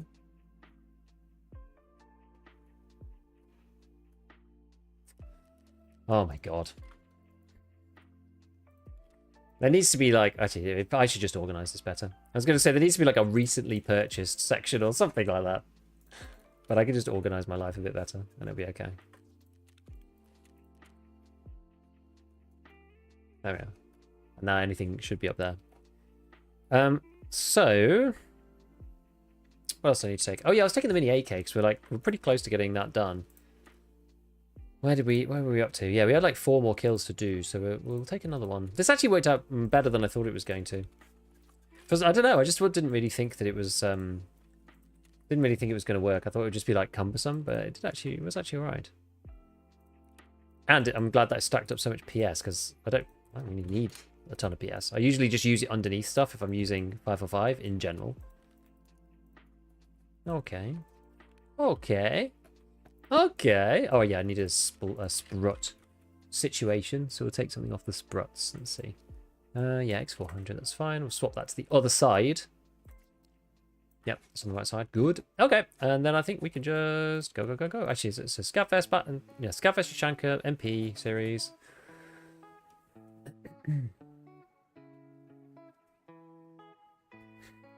Oh, did you see Nikita's tweet from a few hours ago?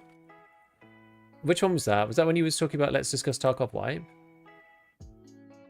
Yeah, when he said let's discuss Tarkov wipe. I'm definitely seeing something. Wait, was it that? Or something else? Hold on.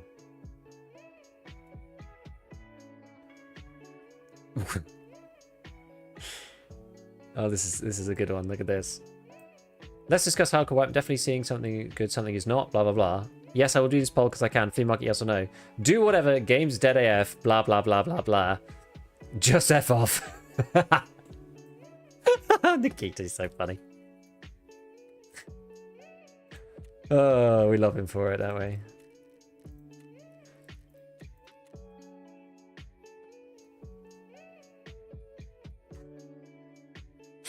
He's just like, God damn it, you freaking losers.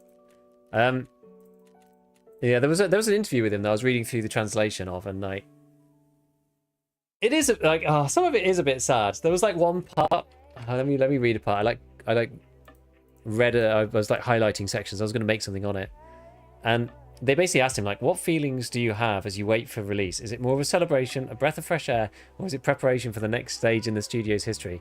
And he said, I have never waited for anything with joy, and I have long forgotten how to be happy, especially in game dev. I was like, I actually kind of feel for him. Like, I genuinely think at this point, he's like, feels like he's, I mean, obviously they're making tons of money, right? So he's probably thinking, well, you know, this is going to set me up long term, whatever. But for the time being, I just have to like do what I need to do. Like, I don't feel bad for him for like, you know, they're very successful. He's like going to be set up for life, right? But yeah, there is definitely some kind of like, I'm sure there's definitely some like cultural stuff in there as well.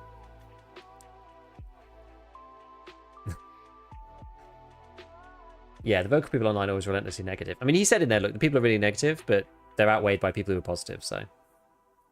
I feel like, you know, there's relentlessly negative people about basically anything.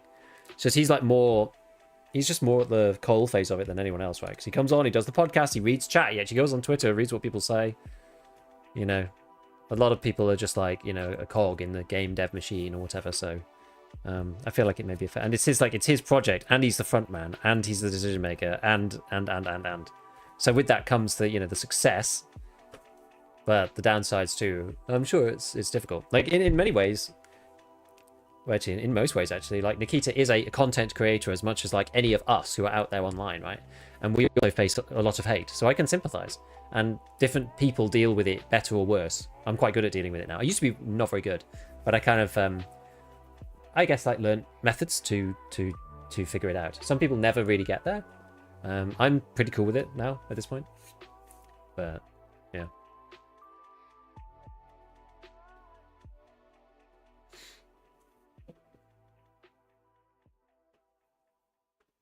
$153 feels better to me because of MOA. That only makes any like discernible difference if you're using slug. So if you're using slugs, then I understand, but without slugs, it doesn't really matter.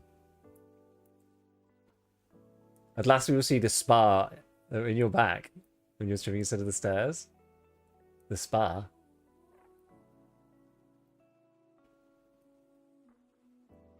Yeah, you won't see the stairs. You'll see the other wall. I'll be under the stairs. Harry Potter streamer.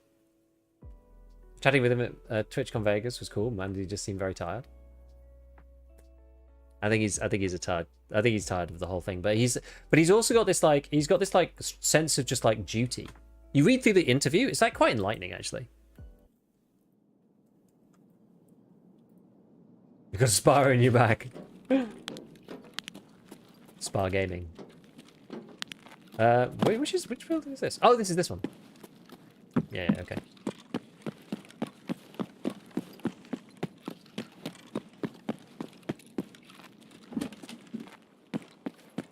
Maybe we'll just go new gas? Oh, gas, sorry, and just see if there's any scavs here. I don't know if they spawn if you have the quest. Right. I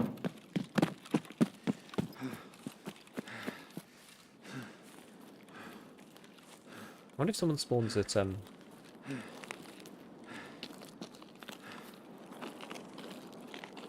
med bag.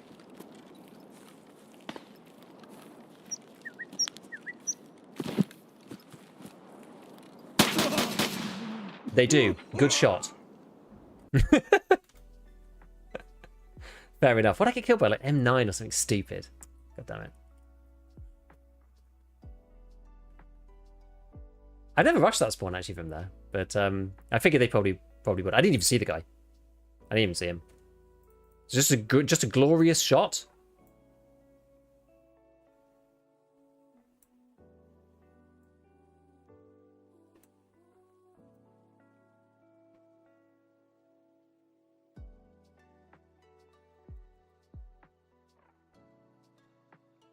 Kappa going? Kappa? With all the stuff and the 300 hours and the 200 hour light keeper and Kappa, but only 14 raids to swipe. That does feel kind of weird. That does kind of feel weird. I don't know, but we'll see. You know, just throw it in the ring. Weird stats, yeah. We'll just throw it in the ring. You know, if it's nothing, then no one else will report them and they'll be fine. But yeah, just feels kind of weird. The last one I was just like, okay, because like they didn't have like I could sort of I was like, I don't know, it was on the borderline. That one I was like, that does look odd. Yeah, def report. Okay. So right, should we just get back up and do the same thing again? I guess. So let's do this. Oh GSH. Oh gosh, gotta fight all again. If only presets worked in a nice, sensible way, but it's just very difficult to get them to work properly, unfortunately.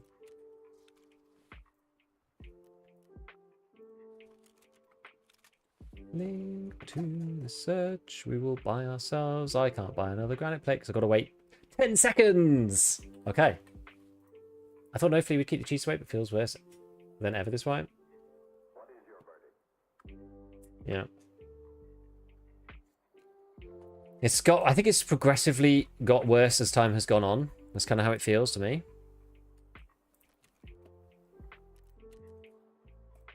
Oh, whatever. We'll just do a scav run in the meanwhile.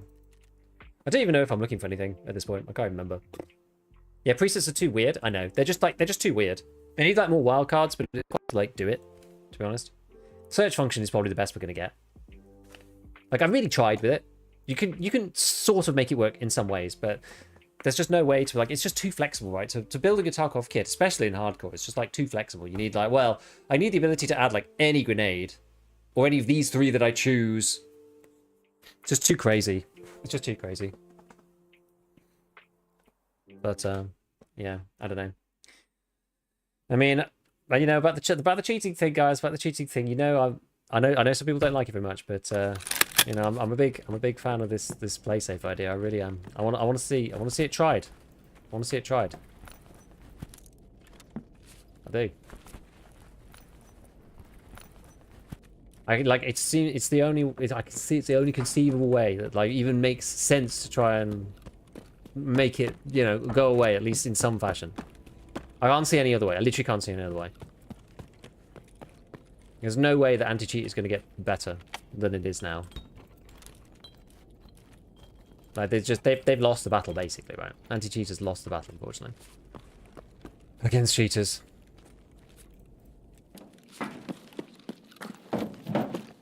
Level 7, 300 hours kappa, no prestige is the weirdest profile I've ever seen. I mean, maybe they're an old school player coming back. I don't know. How does it work? So it's basically, so it isn't an anti-cheat. It's effectively, and the reason why people take offense against it is that it's effectively an ID layer. That's why people don't like it. Or some people don't like it. A lot of people are willing to try it, actually. But it's basically an ID layer. Because the only thing that you can't just fake is yourself. And these systems exist for other stuff. So, you know, banking applications, for example. So the idea broadly is you basically end up with like 2 sets of matchmaking. You have the original one, and you have play safe matchmaking as well. That's the idea. So it's not going to replace the original one, although I guess theoretically it could, like if everybody started to use it, in theory. But the idea is that there'll be 2 separate ones. So if you're on play safe matchmaking, I'm gonna get out with this drill. If you're on play safe matchmaking, then you've verified yourself. Oh gosh. So with like an actual, you know, an actual like real piece of ID, because otherwise it doesn't work. So it has to be done that way. Did someone just like disappear there? And once you've done that, then you're in these servers basically. Now the reason why it works and why it's not just like stupid, because I've thought about this before myself, like, and thought, well, how would anybody ever do that? Because it's just unreasonable to expect any games company, any dev, to have a database of like all the people. Like it's just impossible, right? It's just an impossible thing to do. So the reason why this is so clever, is they basically act as this like layer. And so the way that they do it is that they have a provider that does like ID checks for banks. So I had to go through pretty much exactly the same thing when I opened a new bank account here, where, you know, you show your driving license, whatever, and then you look at, you know, they look at your face, then you turn it side to side, right, and they verify it's you. So it doesn't even need to be like as crazy as that for this, because what they do, like PlaySafe themselves never actually see any of the documents or anything. It goes to the provider who does the verification, because these guys are a verification like company. It's what they do. It's all they do. And they will basically say, has this person had a PlaySafe ID, yes or no? And so if it's yes, they'll issue a PlaySafe ID, and if it's no, they'll issue a PlaySafe ID. If it's yes, then they won't, because you can only ever get one based on your ID and your face, basically. And so, because lots of people have asked various questions about, you know, like what will stop hackers from like just selling PlaySafe ID accounts. So anyway, the more I probably need to go through more of the basics if people are hearing about it for the first time. So like, yeah, if you get banned in one game, You're not necessarily banned across PlaySafe, but that's sort of the idea, right? So PlaySafe has got... I should probably be doing this. PlaySafe has got... They basically got like... They're like the layer above. So say you do get banned in Tarkov for whatever reason. They will receive that report from the company, and then they will decide what to do after that. So they may not ban you. They may temp ban you. They may not perm ban you. But any game that's linked with PlaySafe, your PlaySafe ID that's on PlaySafe matchmaking, if you do get banned, you won't be able to play in there anymore. So you'll still be able to play the base matchmaking, but you won't be able to play in the PlaySafe like special matchmaking anymore. Yeah, gaming in reality is not something I could get behind, and that's totally fair enough. So I've spent a lot of time recently speaking to the CEO of PlaySafe. He's like my age. He's like a startup guy, who's like big gamer, and I'm actually probably going to be doing something soon with him, because I don't know. I really think that we need to try this. Genuinely, I'm in to test it. I really am in to test it. And, you know, there's going to be challenges and there's going to be issues along the way, but I cannot see any other way of doing it, because the reason why this potentially can work is because you can't sell the accounts. PlaySafe doesn't see any of your data, so I can see the usual stuff coming in from... Because I thought the same things, right? This is why I wanted to talk to them. Because I thought the same things. PlaySafe looking to sell your data, they never see any of your data. They can't sell your data because they don't actually have it. The way that the system's designed means that there's no trace through the whole system of your data. There's like the verification people who are literally just saying like yes or no if you had an account before. You've got PlaySafe themselves who are just taking that yes or no answer without any of your information and are using that to then make decisions based on the game. You then have like a PlaySafe ID for different games. Yeah, zero knowledge proof concept. Exactly. It's a zero knowledge identification system, and it actually like works. That's why I was surprised by it. What's your take on kernel level anti-cheat? We've had it for ages. And it clearly doesn't work. Like the cheaters are also installing stuff at kernel level. So like what? Like it's just, you know,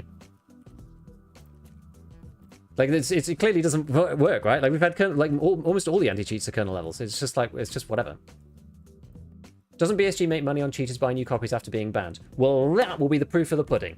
Because if BSG, basically, lots of people say this, and I don't think it's actually true, because cheaters buy like cracked copies of accounts that are hacked, accounts that are stolen. Sure, they probably do make some money from cheaters buying fresh accounts. Maybe some people do that. I don't know. But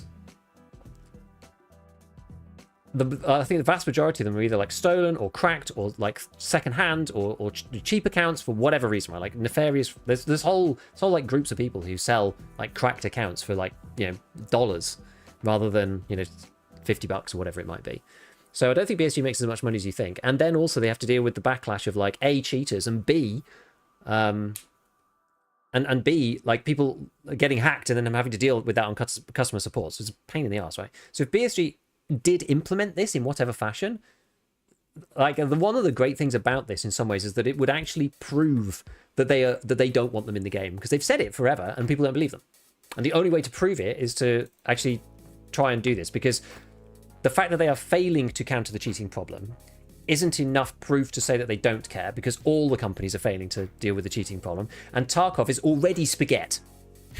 So the number of like exploits in Tarkov is like, they're never going to fix it. Like the game's just fundamentally wasn't built with cheats in mind from the ground up. So they're never going to fix the problem. They're just never going to fix it. There's no way. They just can't. They actually cannot. Like even devs who've thought about this from the beginning, with maybe the exception of Valorant, maybe, who still have, you know, low level of cheaters, and they have an ongoing battle forevermore like everyone else. They have a lower level than other people, but it's not zero. Like VSG just don't stand a chance. They just don't stand a chance of fixing it. So there's no way for them to prove to anybody that they are actually trying or not, or that they're not making money from the bundled accounts really doesn't help the optics for BSG. I will admit that. Anyway. Verified, I don't know. I understand people hate cheaters, but this is just a game. I don't know what the other answers are though. What's the other answer? Like, because you can't really like. you can't really legislate against it, right? Because we see capital punishment for cheating videos. You can't really legislate. You need to like fix this mechanically, either with anti-cheat or whatever. Because like, what are you going to do about the people operating out of, I don't know, like wherever, right? Whatever jurisdiction that like has probably bigger problems on their hand than going after people who are cheating in video games. You know, you're never going to get those people prosecuted. The answer is cheaters like thieves are all part of the ecosystem. People need to get used to it. I'd rather use an ID system than that. Then just accept that that's part of life. How does PlaySafe earn money? So PlaySafe is a service that the devs buy. That's the idea. So if BSG are serious about this, and like, I mean, those guys have been doing research basically, and like obviously polling players, getting third-party research done and stuff, showing that, you know, the perception of cheaters in your game prevents people from playing. The perception of cheaters in your game stops people from continuing to play and continuing to obviously buy stuff, right? So it's like detrimental to your community because you have this churn of players. Well, what you really want is players playing for years who are going to buy the various things that you're going to do. But people fall out of the ecosystem because they're fed up and they go to a different game. Anti-cheat is a band-aid. It is, and it makes it better, but it's never going to fix it. I don't think this is going to fix it either, by the way. It's not going to fix it completely, but... Never understood the pushback on PlaySafe. It's opt-in. It is opt-in as well. Yeah, it is opt-in matchmaking. You're right. So if you don't want it, you can just play the old matchmaking. The devil's advocate other side of that is that like, oh, well, you're going to split the player base between PlaySafe matchmaking and it's going to make times longer for searching. That's maybe valid. Yeah, the reservations people have with data privacy and giving their ID to a company. Yeah, like that's like one issue that people have with it. Like there's no way around that. You have to give it your ID at some point to a company that is a ID company to verify you are who you say you are. That is required for this system, unfortunately, right? But it is the only way. It's the only thing that you can prove that you are actually you. It's the only way that you can do it. And we already have to do this for other stuff. You know, opening a bank account. You have your various government stuff. Like there's lots of systems that have your data in already. I don't feel like it's necessarily that much of a step. I know it's just for games, right? It's not for the necessary things. But half of these things that you're already having to provide your ID for, like banking or whatever, this company or one of them like it is already behind that service in the first place, right? Like the UK government, for example, is not running their own verification system. It's being contracted out. So if there's a data breach, it's probably already in there. It depends on how you live your life. Like if you're like super hardcore privacy person, and I know there are some people like that out there that don't install anything without reading the full TOS and they don't have this and that and the other data out there, whatever, and they're really careful. Fair enough. I understand. But the vast majority of people are not like that. Most people already have their data all over the place. Zero knowledge proof verifies the identity, does not prevent cheat post verification. What do you mean? So the deal is, right, it's also not an anti-cheat, right? So they're reliant upon cheaters being caught by the anti-cheat in the first place. So if your cheat is undetected and it's undetected for years, then you're like, there's nothing you're just going to slip through, right? Because like that's it. But as soon as you get caught one time on PlaySafe ID, that's it. Your PlaySafe ID account is burnt. That's it. You're donezo. And the way that it works, so if you suddenly pop up in a new location, like a different IP or something, you have to do like the face re-verification kind of thing, like you do sometimes for banking here. And so that stops people from just transferring accounts or buying them en masse. I've been looking into a lot about the the system behind it, because the issue then you think, well, okay, well all of this relies on the fact that the verification service actually works. Well, that's its own cat and mouse battle, believe it or not. Well, it's obvious, right? Because they're running like anti-fraud for like banking. So it's a serious thing. So we're kind of hijacking onto that. Now, is that zero? You know, is that like completely foolproof? Like, no, but the rates are like so much lower, right? They've got all these levels of stuff. Isn't that hard to nowadays, since deepfake people, they can just use that to get around it? there's a lot more tools to do it, but this is where these people come in. Do you see what I mean? So like they are fighting against deepfakes for people opening up bank accounts to fraudulently open up whatever, right? To do like real financial crime in the real world.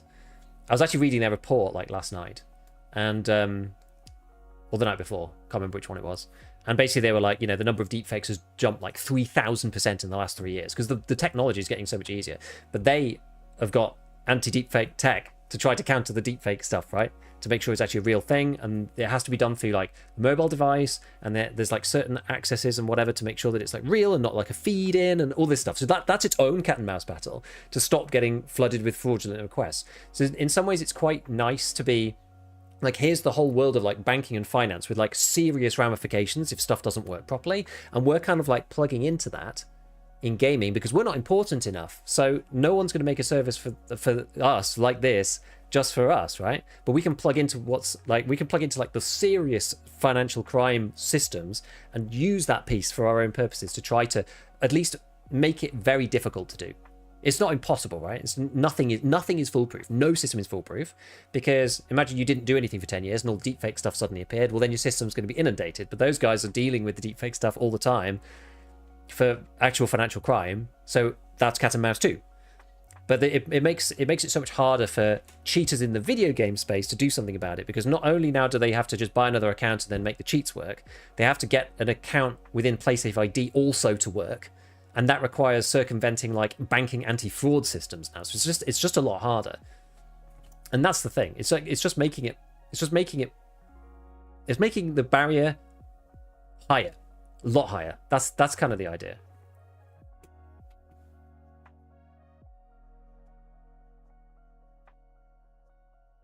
I'd rather search longer than die to a cheater and search again with additional time lost and gear lost. True. The base of the company is in the EU. Yeah, so PlaySafe ID is in the UK. We just had this like, you know, semi sort of like it's made the news, you know, the Online Privacy Act has made the news here. Clearly. You've also already given BSG your card bank details. I mean, that's probably ex-Solar, it's probably not BSG. But again, it's like, you know, different things. And anyway, none of this information is going to BSG. BSG is actually only sending information. So BSG will like send information and say, oh, this account got banned. That will then on PlaySafe side will be like linked to a PlaySafe ID, which then they will go, oh, you know, this is this person and they're blocked. And so you can't ever make another account again. Let me read what you're saying. I think this is an important conversation to have.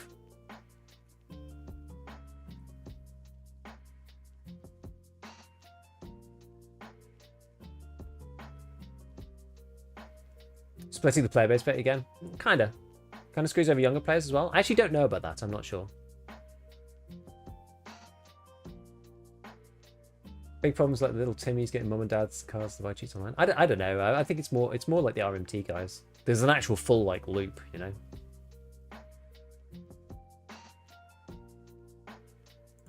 Isn't UK Gov required to send your ID to private US companies now? I'm honestly not even sure. I don't think, well, I mean, that's, I don't know which part of the argument you're talking about, because like most of the new thing is to do with companies having to make sure people are of a certain age, using some form of robust-ish verification of age of some kind to make sure people are 18, basically, if they're looking at like, you know, P online. Mainly. I feel like a cheater would be more inclined to take the easy route than cracking PlaySafe.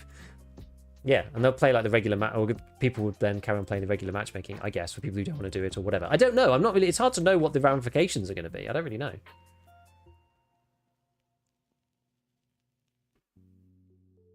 Yeah, people still cheat regardless about making it as difficult as possible.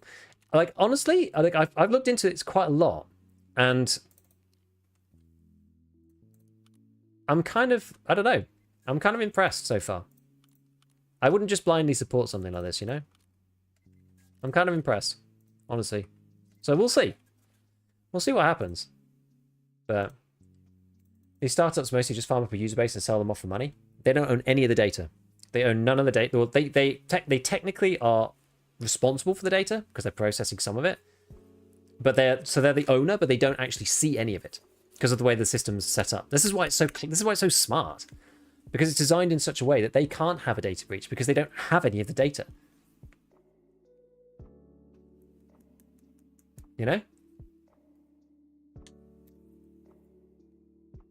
Fair amount of people worried about PlaySafe scans of sensitive documents on their computers while not being extremely discriminate in downloads.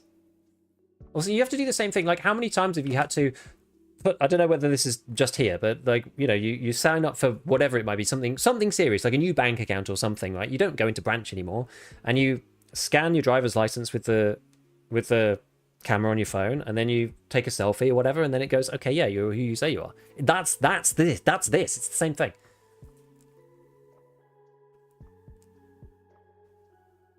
So then who has the data? The data verifier. They have the data, but they don't own it, so they're not legally allowed to do anything with it, other than what PlaySafe is asked them to do. That's where it's smart. So you could be worried about a data breach. That's reasonable, right? But there's nothing you can really do about that. Theoretically, you could be worried about them like selling it illegally, but like no reputable company is like reasonably gonna do. I mean, they could, I suppose, but like, you know, you're talking like doing like actual illegal stuff, right? Which does happen. It does happen. But it's, I don't know. I feel like, as I said, I feel like, you know, I'm already doing this anyway for opening accounts and whatever.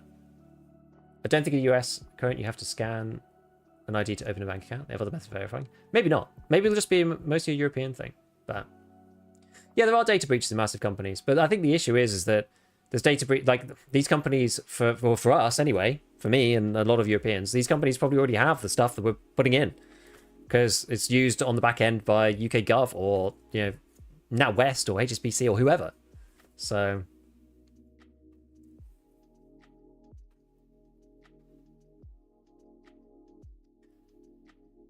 look, it's a concern, but I think a lot of people will think the risk is worth it for this. I just do, and that may seem naive to the people who are like security conscious, because it's like, well, you're risking like your identity being stolen for like fraud and ruining your life, whatever, for like a video game. But I think people are taking like a chance weighted view on this, right? Which is, if we're already doing this anyway, and I guess it depends on what you're already doing anyway. If you're doing this anyway for other banking stuff, then is it really that much more risky? And what's actually the chances of you having your identity stolen? Like, that could just happen anyway.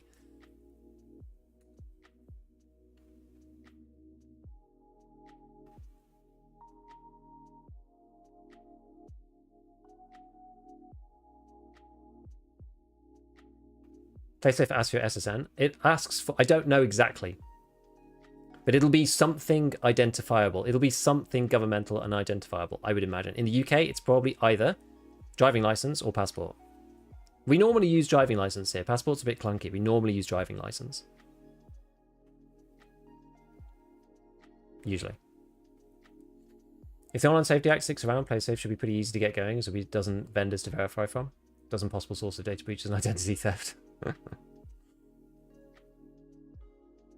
I mean, it will, like, I don't think I've used passport on any of the banking stuff. It'll all be like driver's license.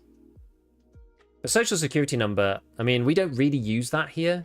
It's called national insurance number in the UK. We don't really use it for much stuff other than the gov itself. Like, we don't really use it. Yeah, you believe gamers should stay anonymous? This kind of stuff opens up doors to totality. Maybe. I don't know. I don't think so. I think in this particular circus, I mean, I guess you could say culturally it could, just because people accept the one thing and then they accept the next thing and then they say, oh well, it's not that far off the next thing, and before you know it, like, you know, everything's being logged or whatever. I sort of get that. I get that. I sort of get that view, but I think in this particular case, like, they've been very, very thoughtful about it. Like Andrew, the CEO, who I've spoken to at length, he ultimately, and we'll, I think we're probably going to be doing something at some point with him. At least I'd like to do something with him to actually like explain to everybody kind of what it is, and then you can decide fairly. I want to be fair as well. I want to critique this fairly and not hide anything. You know, we need to be upfront about these difficult conversations so that then people can decide whether you're whether you want to do it or not, because you need to know all the stuff, good and bad. right? It has to be, they have to be honest. Because if anything's hidden, people are going to think they're shady. So they have to be completely honest about this stuff. And we have to accept the downsides that come with it because it's not free, right? It's not, and not in a monetary sense. It's not free in a like data privacy sense. There's like, it's not zero risk. It's close to, but it's non-zero. So we have to have the conversation. What if a game gives you a false positive for cheating? So this is kind of where it's useful having multiple layers. So PlaySafe like sits on top of the other games. So even if you get like a false positive for cheating in one game, the way that Andrew's discussed it in the past is that, you know, if you've been with PlaySafe ID for like 5 years, you know, you've played like these 10 different titles, whatever, like once it, you know, if it gets integrated into a load of stuff and you get like one like cheating thing, they're not going to insta-ban you straight away across everything. You might get like, it depends what it is, and it depends who sends it as well. You know, if it's someone who's not sending like quality bans usually, or is like inconsistent bans, untrustworthy bans, they will take that into account as well. They have a system for doing it, based like a dev score and stuff. So, you know, if you get banned from Valorant, it's probably more serious than if you get banned from, I don't even know, right? And so if you've got like a good history, you probably won't get banned straight away, like fully across everything. You'll have like, you know, maybe a temp ban. And then if you do it again, you know, then it gets longer or whatever. So something like that, something along those lines. So you're not just like, you know, you don't just get false ban in one game and you just you're just completely insta-done across the whole landscape, because they know that false bans do happen sometimes. So they've thought about this in their system.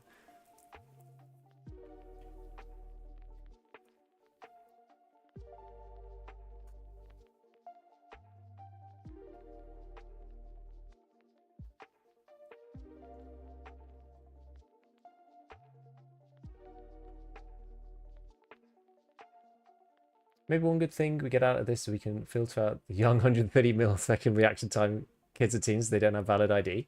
See, that's actually a question that I have like pending that I'm gonna ask them, because I don't actually know what happens. Like if you don't have a driving license or a passport, which is like, it's conceivable if you're like, you're young, whatever.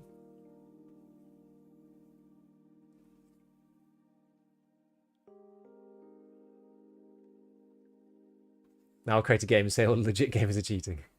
Exactly. That's exactly why they are going to have this system. You can use it stuff where you can use Gary's mod faces to age verify. I mean, some of them, I think some of them are not very good, right? Because some of the stuff that came with... This is why this is different, right? Because like PlaySafe ID isn't a response to legislation. Whereas some of the age verification stuff, the tech companies, for the Online Safety Act, the government has said, you need to do this. And so some people have gone with the bare minimum, right? Because they didn't want to do this anyway. They've only done it because they've been told to. So they've just gone like, here's the bare minimum, right? Whereas PlaySafe ID is different. PlaySafe ID is like actually trying to fix this like specific problem and making it as good as possible and robust. They're not like, it's not a response to legislation. It's a bit different, I think.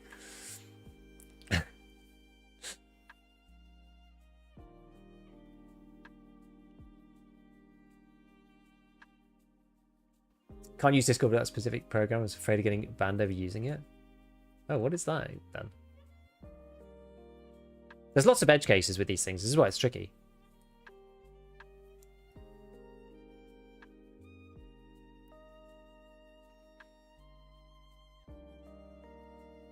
In the US, it's hard for them to cause you serious problems without your SSN. Your SSN is also in a lot of people's possession from school, work, hospitals. Driver's license is a non-issue.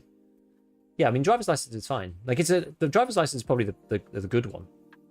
I don't think our national insurance number's on anything in the UK. It's like not really very important for us. I mean, it probably is in some greater context with the Gov itself, but like it's not really on anything. But yeah, we'll see. I wonder how they will work with non-English IDs. If it's supported, so that the provider's called Onfido, and they're part of a bigger group called Entrust. So if they support it, then that's really it. Like I am pretty sure there will be countries that it won't be supported in, right? Because these people, that the independent verifying people, have got to be operating in said country for this system to work in that country. So maybe they'd end up with like more providers. I don't know if there's gaps in the coverage or whatever. I don't really know, but yeah, the provider's got to cover that. Like, there's nothing to do with PlaySafe, really. Like, obviously, their choice of provider is important, but like the provider has to cover that country. So non-English IDs I don't think is an issue necessarily. It's just it needs to be covered by the verification company bit.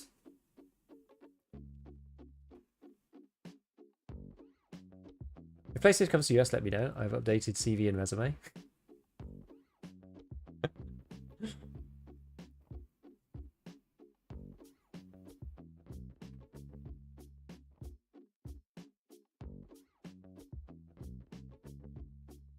You know how people love Twitter Blue Gold? If people had to buy into PlayStation, they'll suddenly feel it's premium and like it more. I don't know. I'm not sure. I'm not sure. But anyway, I'm a big believer in don't let perfect be the enemy of good. And I think that we should at least give it a go. And these guys obviously have to do it well, right? They have to do it in a very transparent and squeaky clean way. And really, they can't afford many mistakes, which is, it's tough when you're starting up something new. So that's hard. That's actually a hard ask.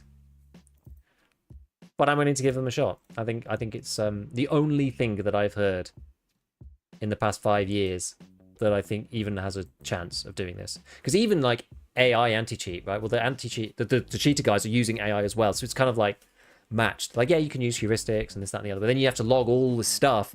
So it ends up with performance problems. Like, it's just so tricky. I just can't see any other way of doing it. And it's just like, there's just no other way. I can't see how it gets better otherwise. It's just crazy.